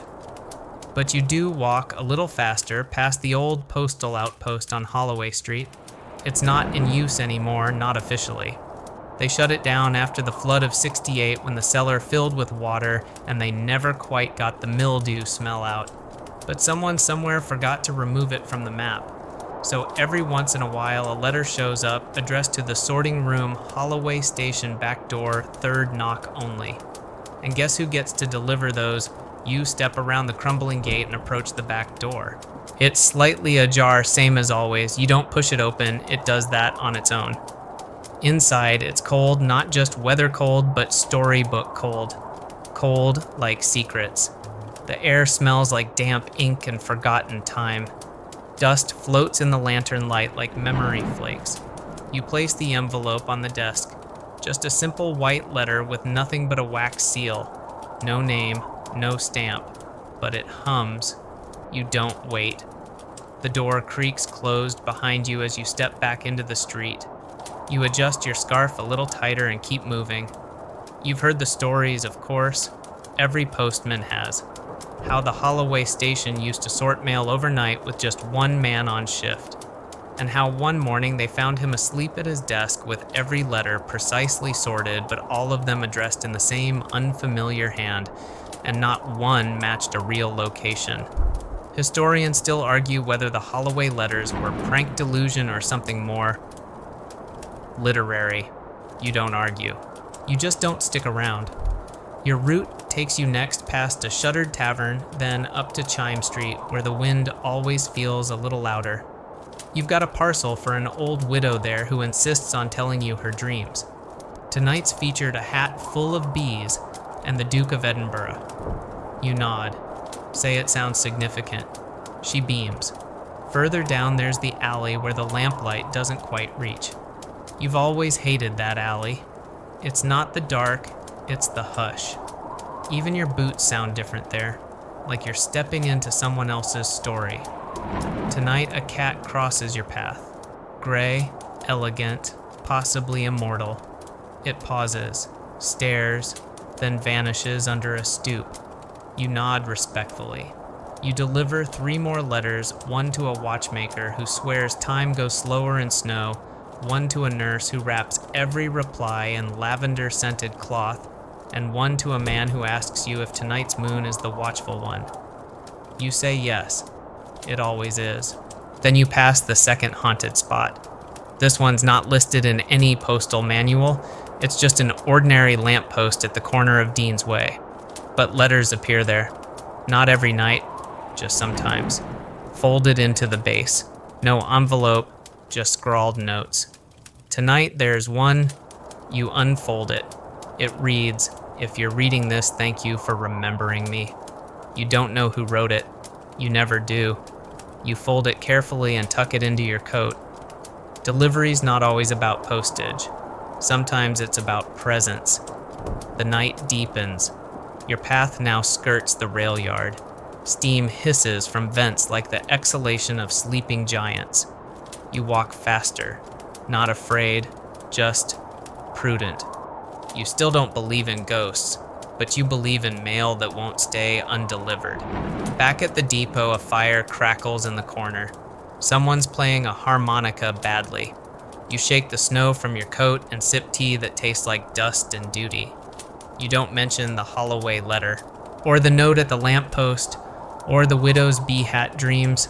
You just sit and breathe, and let the night settle around you like the end of a story. You barely sit down before Jenkins tosses you a fresh bundle tied with a ribbon far too cheery for the contents. "Love letters," he says, his voice cracked and dry as kindling. "Most of them. and nearly all of them damp. You catch the bundle. It squishes. There's nothing quite like delivering love letters during a Victorian winter. The ink runs, the paper curls, the seals melt, break, or refreeze in unnatural shapes. Sometimes you hand over a confession of eternal devotion that now reads like a wet laundry list. But deliver them, you do. The first goes to a lodging house near Covent Garden. You climb 3 floors duck under a line of frozen bloomers and knock at a door with a heart-shaped keyhole. A woman opens it in a nightgown and shawl cheeks pink from either the cold or anticipation. For me, she says, eyeing the envelope like it might explode. You hand it over. She closes the door before you finish turning around. Moments later, you hear laughter. Then, weeping. Then something that sounds like a hurdy-gurdy being thrown out a window. You step away briskly. The next letter is addressed to Miss Luella P. in care of the Swan and Broom. You arrive at the public house just as a delivery boy is unloading 2 barrels of pickled herring. You step over 1 duck through the door and wave the letter. The barkeep snorts. Again, that girl gets more post than the queen.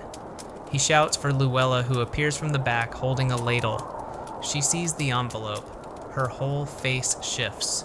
Is it from him? You don't answer. You never do. She takes it with trembling fingers and disappears. Historians still argue whether the romantic correspondence boom of the Victorian era was fueled more by poetic passion or just sheer boredom. Either way, it kept you busy, and occasionally involved. There's the time you delivered a letter soaked in rose water sealed with a violet wax kiss. The recipient opened it, screamed, and fainted. Turned out it was a breakup note, with rhyming couplets. There's also the famous mirror incident in which a woman sent her fiancé a letter containing a small mirror and the words, "This is the face I adore." Except the mirror shattered in transit. He thought it was a metaphor. He married someone else. Tonight you've got a letter with lipstick smeared across the address. You slide it under the door of a tobacconist's. A man opens the door 3 seconds later, looks both ways, grabs it, and slams the door shut. A moment later, a song begins playing on a gramophone. You pause. It's actually not bad. You press on. 3 more letters, all damp, 1 faintly sticky. You reach a narrow house crammed between 2 warehouses. You've never been inside, but you know the girl who lives there by name Annie. You've delivered 23 letters to her this month, all from the same man, all with increasingly desperate poetry. You knock. She opens. Another you nod. A soggy one. She takes it eyes at size. "I'm marrying someone else," she says, almost apologetically. You offer her a smile. Might want to send him a postcard. She laughs. You move on. By now your gloves are soaked, your breath comes in short clouds, and your heart somewhere between charmed and frozen solid. Love letters in the Victorian winter are tragic things. Romantic, yes, but often just cold. There's one final envelope. It's warped, edges bloated from moisture. The wax seal has fused the flap shut like a barnacle. You can barely make out the address. You trudge through side streets until you find the boarding house. The landlady squints at the name. He moved out weeks ago. Didn't leave a forwarding. You hold the letter a moment longer. Then you leave it tucked in the door frame, just in case. Not every love finds its way. Not every letter reaches warm hands. But you deliver them all the same. Back at the depot, you wring out your gloves over the stove. Jenkins holds up a kettle. Tea. You nod. The love letters are delivered, or dissolved, or both. And the next batch is already being sorted, because love, like the mail, never truly stops, even in the snow. The next round starts with an apology. Jenkins lobs a parcel at you. It lands in your arms with a thud that threatens to reconfigure your spine. It's for the museum, he says. They say it's fragile. I say good luck. You stare at the package. It's wrapped in oiled cloth, reinforced with string, and bears the label "Property of the Historical Cabinet Handle" with reverence. That last word is underlined twice. Of course it's raining again. Not proper rain, but sleet with an identity crisis. It slaps your face like an offended ant and runs down the back of your collar with the persistence of guilt. You tuck the parcel under your coat and trudge toward the museum.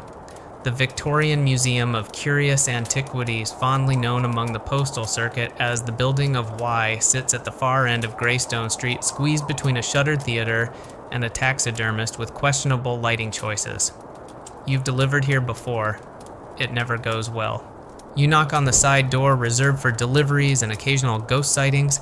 It opens, revealing Professor Latchmere, head curator, amateur phrenologist, and full-time lint collector. Ah, he declares. The egg, you blink. Sorry, he takes the parcel reverently. It's a fossilized egg of an extinct salamander, or possibly a doorstop. We're still translating the label. You nod. He vanishes into the museum's dim interior without another word. A small sign on the door reads, "Beware the Owl Room." You pretend not to see it. Museums in winter are strange beasts. Cold stone halls, waxy displays, and air that smells like old books and slowly aging secrets.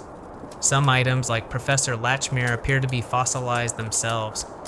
You've delivered everything from shrunken heads to musical spoons here. Once a jar marked authentic moon dust. It later turned out to be baker's flour, but by then they'd already charged visitors tuppence to sniff it. Your next stop is the nearby academy. The headmaster, Mr. Slink, answers the door in full academic robes and galoshes. Post, he inquires, as if surprised that correspondence still exists.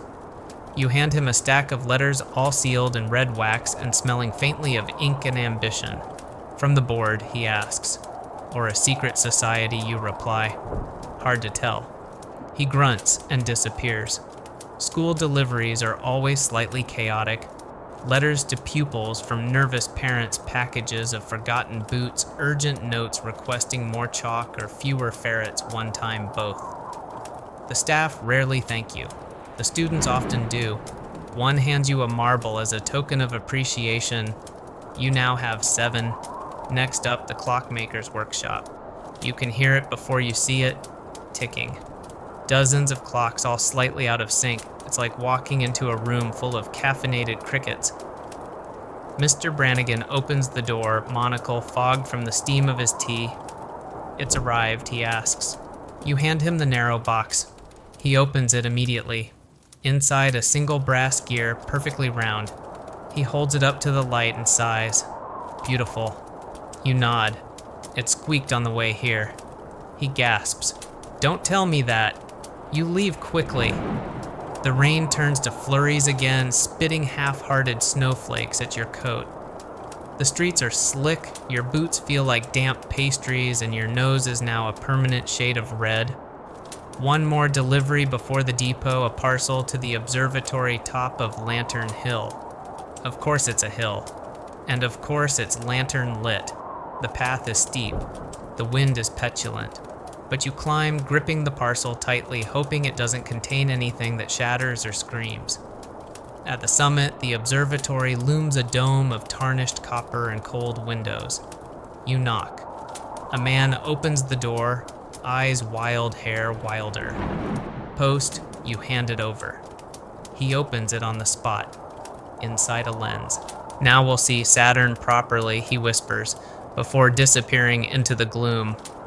You do not ask follow-up questions.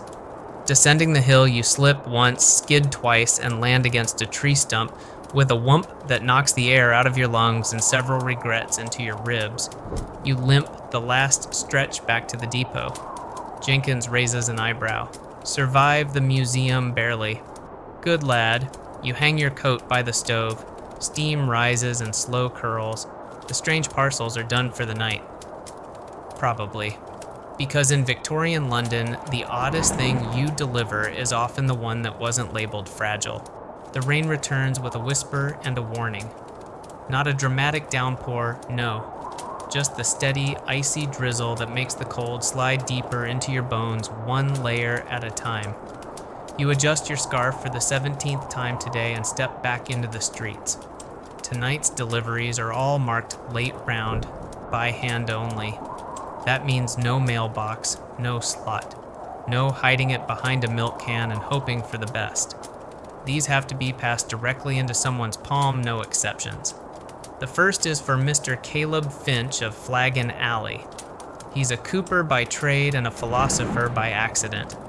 Always greets you with, "Are you the future or just very damp?" Tonight is no different. He opens the door with one eye closed, mutters, "Ah, the ambassador of envelopes," and accepts the letter with a solemn nod. He doesn't read it immediately. He never does. He keeps all his mail in a drawer labeled Unresolved Plot Threads. You love that drawer. Next is a delivery to a tinker's yard behind a brickyard behind a sausage cart that hasn't moved since Tuesday. You navigate the maze shoes squelching in the mysterious gloop that lives between cobblestones.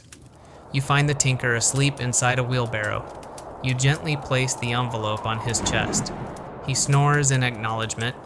Then comes the tricky one, Miss D. Just that. No surname, no number. Just an address that leads you to a courtyard between two bookbinders. There's a bench, a lantern, and nothing else. You wait. After 3 minutes, she appears. Small, hooded, silent. You hold out the envelope. She takes it. Doesn't speak. Slips back into the shadows like a sigh. You walk away, not looking back. That's the rule. Unofficial. Deeply felt. Victorian London was full of these unofficial postal agreements. Some people paid for discretion, others for distance. You once delivered a note to a hollowed-out stone behind a pub. Another to a message jar suspended from a window by string. Some messages weren't meant to be read by the recipient, not right away anyway. Take the note in your satchel now. You've been carrying it for days. No return address, no recipient. Just a single phrase written on the front for the one who knows. You don't know, not yet, but you're not throwing it away either. Your next delivery is to a man named Peabody who insists on speaking only in questions. You knock. He opens. You hand him the letter. Is it from her, he asks. I don't know. Will she return? Not in the envelope. He nods, shuts the door. Moving on. The next house is boarded up. It's been that way since the fire, but someone's been living in the attic. Light shows through the cracks at night, and once you heard singing. You slide the envelope between two slats of wood, whispering, "You've got mail just loud enough for the spirits." They don't reply. You finish your round in a cluster of row houses known locally as the Dozing Teeth tall white buildings with scalloped awnings and too many windows. Every tenant is peculiar in their own way. One answers the door wearing half a suit, and one sock takes the letter and offers you a glass marble and a proverb. Another insists you hand the note directly to his parrot. He's the one who reads in this household. The parrot glares at you. Took your time, it squawks. You salute. Then finally the last envelope. It's one you've been avoiding. Not because it's dangerous, but because it's sad. Addressed to Elsie Marwick, age 8, back room, third window on the left. You know the house, you knock. Her mother opens the door, eyes tired. You hand her the envelope. She nods and steps back. Moments later, you hear a child's squeal of delight. You smile. Because that one letter, it's from her brother fighting in Crimea. You delivered the first one 3 months ago. She keeps them all in a biscuit tin. Back at the depot, the lamps flicker low. You slide the envelope marked for the one who knows into the bottom drawer of your locker, just in case. And you hang up your coat, now heavy with water and wonder. The late round is done. It's just past midnight now, and your uniform is officially more sponge than fabric. You can hear it squish when you move an unsettling symphony of wool rain and misfortune. But the night's not over. Not yet. This round is different. Jenkins calls it the spiral. Not because it's shaped that way on the map, but because of what it does to your spirit. You start at the riverfront where the fog sits so thick it feels like you're walking through lukewarm milk. The lamps barely penetrate. Your breath curls into the mist and is swallowed whole. First stop the Ferryman's Rest, a half-sunken tavern that leans at an angle even when the ground is dry. You knock 3 times slow and loud. The door creaks open, and a man with a face like driftwood peers out. "For the old one," you say. He nods, takes the letter, and closes the door without a word. You hear the sound of a boat horn inside. Don't ask. You trudge on through alleyways so narrow they barely accommodate your shoulders. One has a name Unwin Slip, another doesn't, which somehow makes it worse.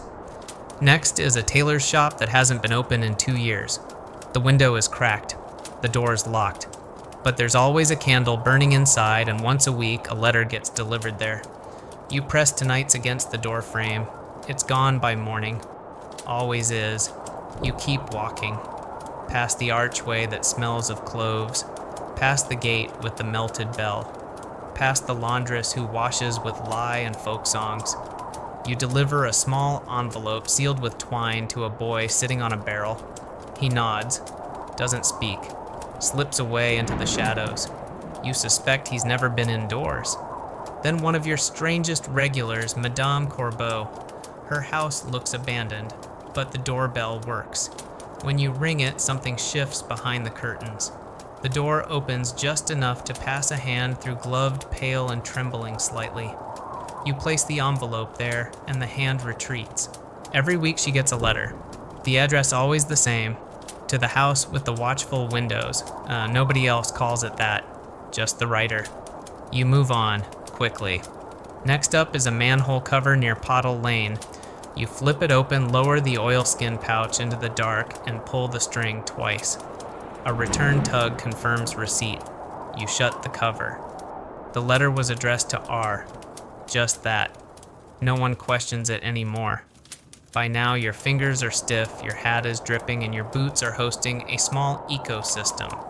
You sit on a bench near the candle makers, hoping for a moment of quiet. But the spiral waits for no one. A cat leaps onto the bench beside you. Black. One ear torn. It blinks slowly.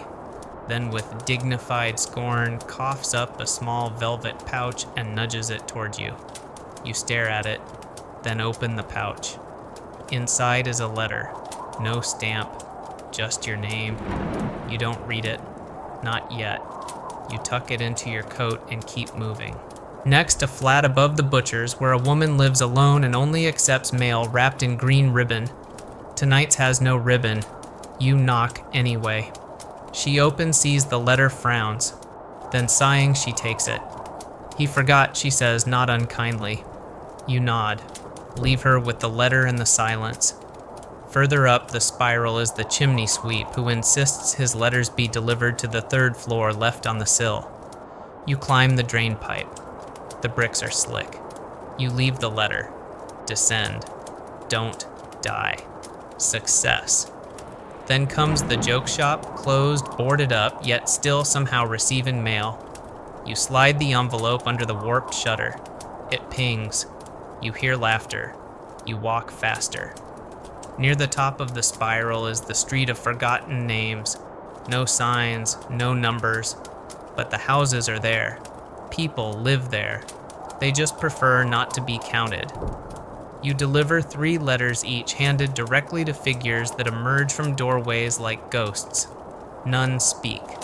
One hums. You don't hum back. And finally the last stop, the clock tower on Banner Hill. The stairs creak. The bell above you sleeps. You leave a letter in the panel beneath the winding mechanism. Then descending, you pause. You take out the pouch, the one with your name. You open the letter.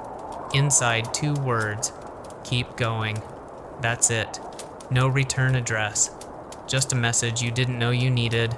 You smile just a little. Back down the stairs, back through the fog, back toward the depot, boots squelching a tired rhythm. The spiral has been walked. The mail has been delivered. And someone somewhere thinks you're worth writing to. By the time you reach the depot again, the stove is barely aglow, the tea is mostly memory, and the only sound is Jenkins snoring softly behind a stack of post bags. You don't wake him. You hang your coat on the peg, watch the water drip onto the stone floor, and think just briefly about quitting. Then you remember tomorrow's post includes a box of honeyed crumpets for the florist's mother, and you decide to keep going.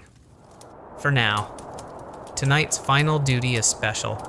It's the night ledger run, a once-a-month ritual so dull and so critical that no one else wants it. Jenkins calls it the sleepwalk, and he's not far off. The task: deliver a leather-bound ledger to 4 designated houses. Each one signs for it. No questions, no delays. The ledger is then returned before dawn. What's inside it? You don't know, but once someone whispered names, debts, and favors. You sling the ledger satchel over your shoulder.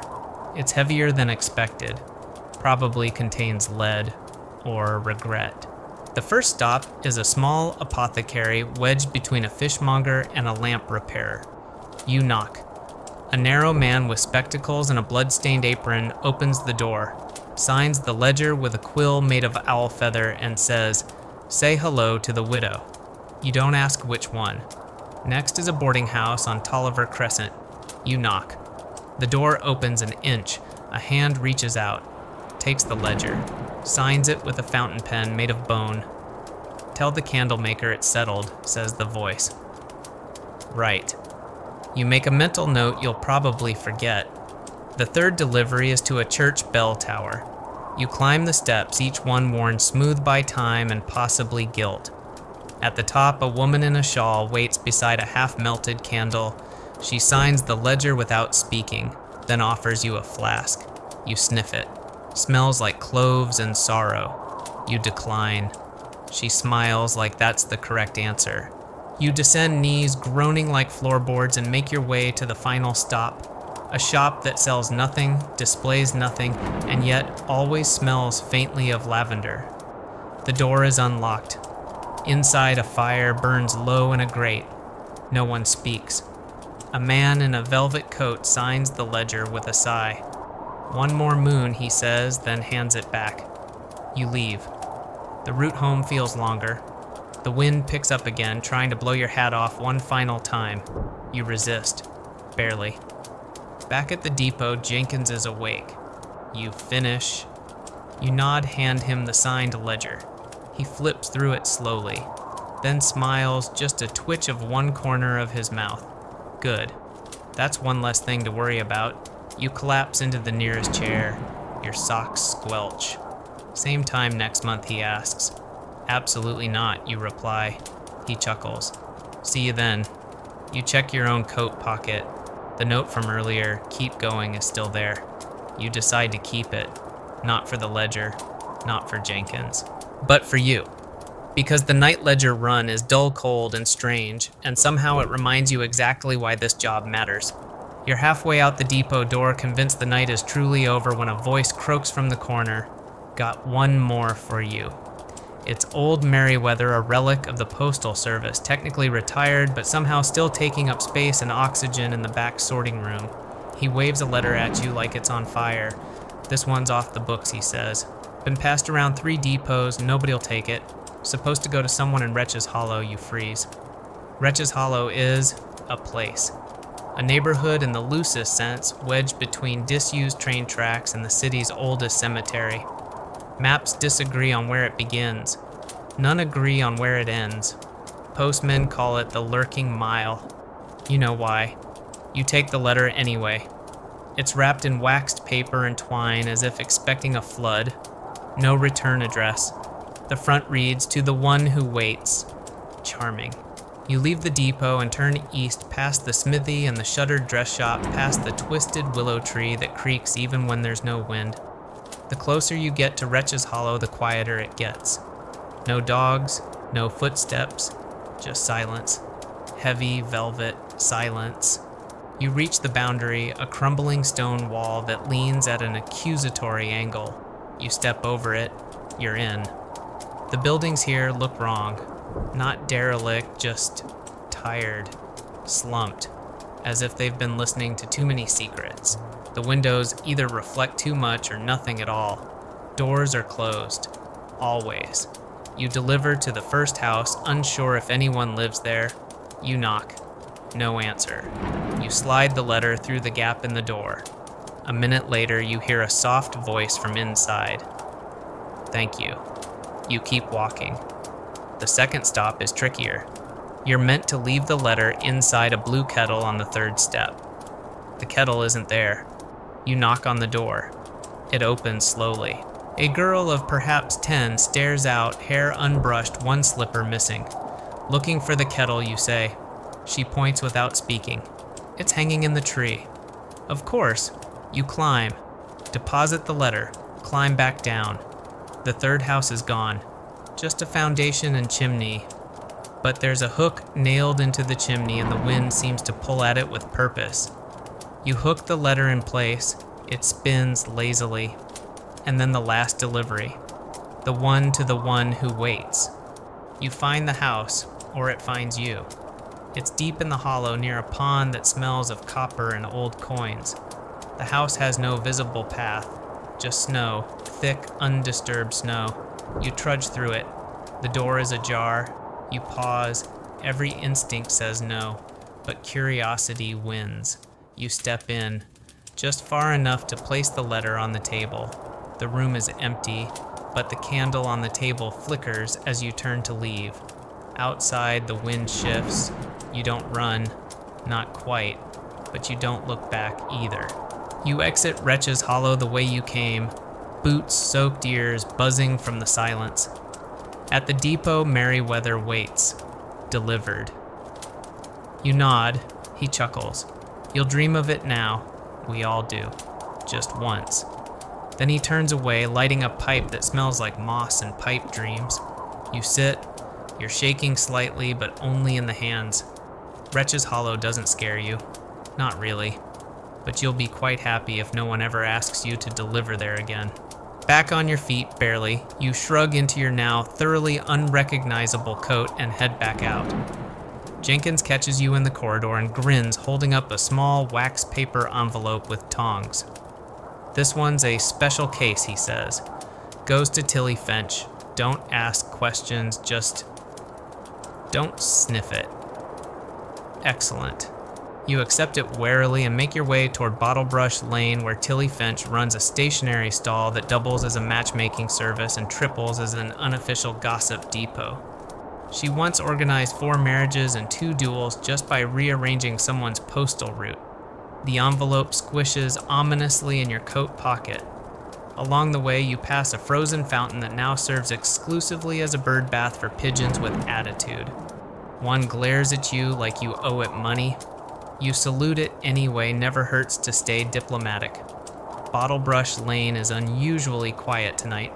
Snow drifts lazily down as if it's forgotten how to fall with purpose. You reach Tilly's shuttered stall and rap gently on the wooden frame. A moment later, a face pops out from beneath the tarp, a woman in a knitted shawl with hair like fireworks. You brought it, she whispers. You hand her the envelope. She rips it open on the spot, revealing a stamp. A single postage stamp, slightly frostbitten, smelling faintly of vinegar and soap. Oh, it's the one, she murmurs. You blink. Sorry, the stamp. The one that froze to his nose. She sees your confusion and grins wider. You haven't heard that one, apparently not. She gestures you closer, pulling a chipped enamel mug of something hot from under the counter. It smells like cinnamon and unwise decisions. You sip. She begins. It was winter. 3 years ago. Maybe 4. The roads were ice, the pigeons were grounded, and every postman had at least 2 toes going rogue. But one man, young, proud, absurdly tall, decides to keep delivering. He's running late. Got 1 stamp left in his coat pocket.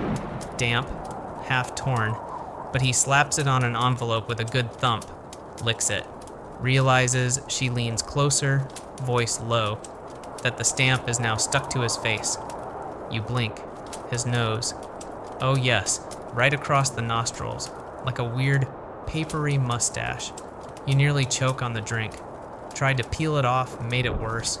Walked 2 miles with it stuck there. Delivered 27 letters. Got called Sir Post-a-Snout by school children for months. She laughs and slaps your arm. That stamp, the same one, came back in a collection, been passed hand to hand for years. Brings luck, or embarrassment, maybe both. You hand the mug back chuckling and bid her goodnight. Back in the street, the snow seems friendlier somehow. You still have a few small parcels to deliver, none addressed to noses, thankfully. One goes to a clockmaker who accepts it while juggling 3 egg timers. Another to a midwife who greets you in slippers and demands to know if you've eaten. You lie and say yes. She gives you a scone anyway. Then you stop at a lamplighter's hut. Inside, an elderly man snoozes beside a lantern. You place the letter gently on the table. It's marked Final Pension Notice. You don't wake him. Just as you're about to head back, you feel a tap on your shoulder. A small boy, about 10, holding a letter. Dropped this, he says. You glance at the envelope. It's blank, untouched. No address, no stamp. You shake your head. Not mine. He shrugs. Thought maybe it was one of your ghosts. He runs off before you can ask more. You examine the envelope, open it. Inside a single word, almost. You don't know what it means. You fold it back up and tuck it into your coat, next to the keep. Going note, you're building quite the collection. Back at the depot, Jenkins is asleep again, boots on the desk, hat over his face. You sit, shoes, steaming knees, aching, and think about stamp snouts and the strange paths of strange post. One thing's certain in the Victorian mail world, nothing ever really disappears. It just recirculates, even if it sticks to your nose on the way. The depot clock ticks past 3 in the morning, each clack of the second hand echoing like a metronome for your fatigue. The stove has long since gone out, leaving only the cold companionship of soot and silence. And yet, of course, Jenkins stirs. Final dispatch, he croaks as if announcing a royal edict. He hands you a narrow tin box wrapped in twine. Goes to the gutterman. You freeze. That's a myth. Jenkins gives a dry laugh. So are pensions. Doesn't mean they don't haunt people. The gutterman, as the tale goes, lives in the city's overflow system, a maze of tunnels, aqueducts, and forgotten cellars. He receives mail once a year, always from a different return address. No one knows what's inside the box. No one dares ask. You stare at the parcel. It hums faintly. You imagine it saying, "Are you sure?" You sigh. Of course you're sure. That's the job. You leave the depot steps echoing in the empty lane and make your way to the old drain gate behind St. Nicholas Market. It's chained rusted and smells of ambition gone soggy. You tug the chain. It groans, then opens. You descend into darkness. The tunnel is narrow, arched like the spine of some sleeping beast. Water trickles somewhere not loud, but persistent. The air smells of damp stone soot and something faintly medicinal. You light your lantern. The tunnel splits 3 times. You take the middle path each time. You don't know why it just feels right, or at least equally wrong. Eventually you reach the chamber, that's what it's called. You don't know if it has a real name. It's wide circular, lined with alcoves and old iron grates, and in the center a chair, empty. You wait. 3 minutes, 5. Then from the far wall a figure appears. Long coat, hood, boots that barely make a sound. He stops just shy of the lantern's reach. You hold out the box. He accepts it. There is a pause. Then he hands you a small bundle in return, wrapped in wax cloth, tied with blue twine. For the archivist, he says, voice gravelly. No later than dawn. You nod. He turns, vanishes into the shadow without another word. You climb out the same way you came, slower now, your legs thick with exhaustion and tunnel air. Above ground, the sky is just starting to think about morning, a pale silver blush spreading behind the rooftops. You head straight for the archivist's quarters just behind the city library and a narrow side wing marked by appointment only. You knock once. The door opens almost immediately. A woman in wire-rimmed glasses and a dressing gown eyes the bundle, takes it, opens it, inside a single page, She reads it, blinks, whispers, "He's still alive then." You don't ask. She hands you a coin, bronze, heavy. "Should you ever need a name erased," she says softly, "give them this." You accept it. You do not put it in your pocket. Not yet. Back at the depot, Jenkins is awake again, sorting through a tray of postcards with the focus of a man doing a crossword with invisible ink. Well delivered. And you toss him the coin. He nods. You've had quite a shift. You hang your coat, pull off your boots, sit. The tin box is gone. The page delivered. The coin, still cold in your hand. You place it in your locker, not in the usual pocket, but behind the lining, just in case.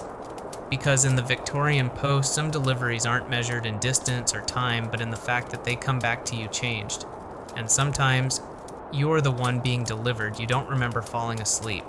But you wake in the depot chair hat askew, one boot halfway off, and drool threatening your cravat.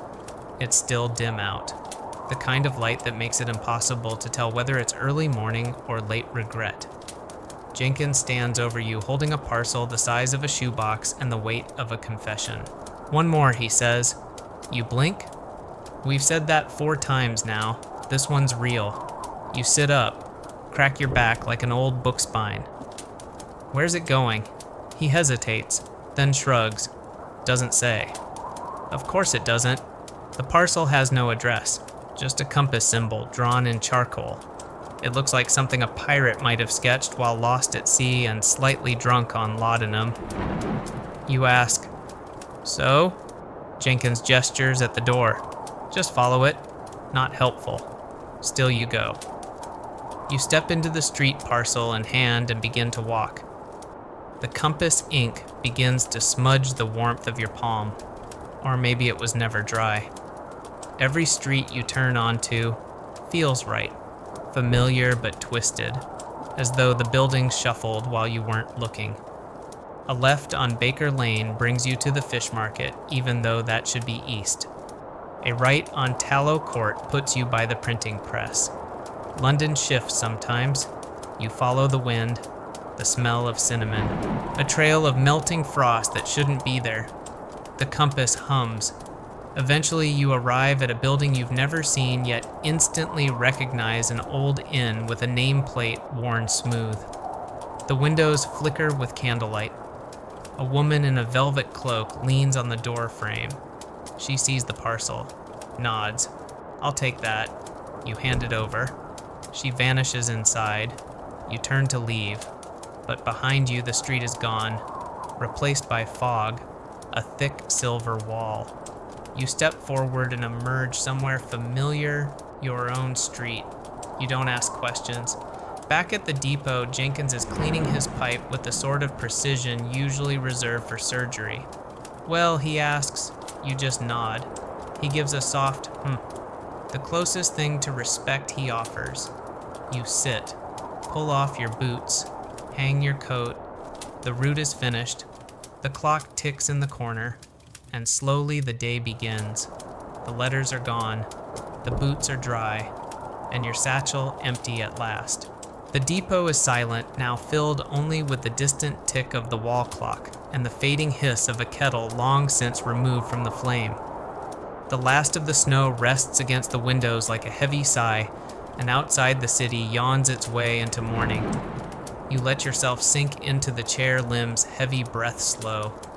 Your fingers still twitch with the ghost of letters passed and parcels delivered, but even they begin to settle, softened by the promise of stillness. The world for once doesn't need you to carry anything. The stove has cooled. The boots are lined up neatly by the wall. The satchel hangs limp and weightless, its usual burden gone. And in your coat pocket, folded gently, the note remains, "Keep going." But not yet. Tonight you rest. The buildings beyond the depot walls fade into silhouettes. Lamps flicker out one by one like tired thoughts. A cat stretches across the cobbles, undisturbed by purpose or plan. Somewhere far off, a bell tolls for no one in particular. And as the last trace of moonlight slips behind the chimney pots, you close your eyes and drift past letters, past lanterns, past frozen cobblestones and lonely footpaths. You delivered every secret, every smile, every sigh sealed in parchment. And now, it's your turn to be still. Sleep, postman. The city can wait. End of script. Sweet dreams.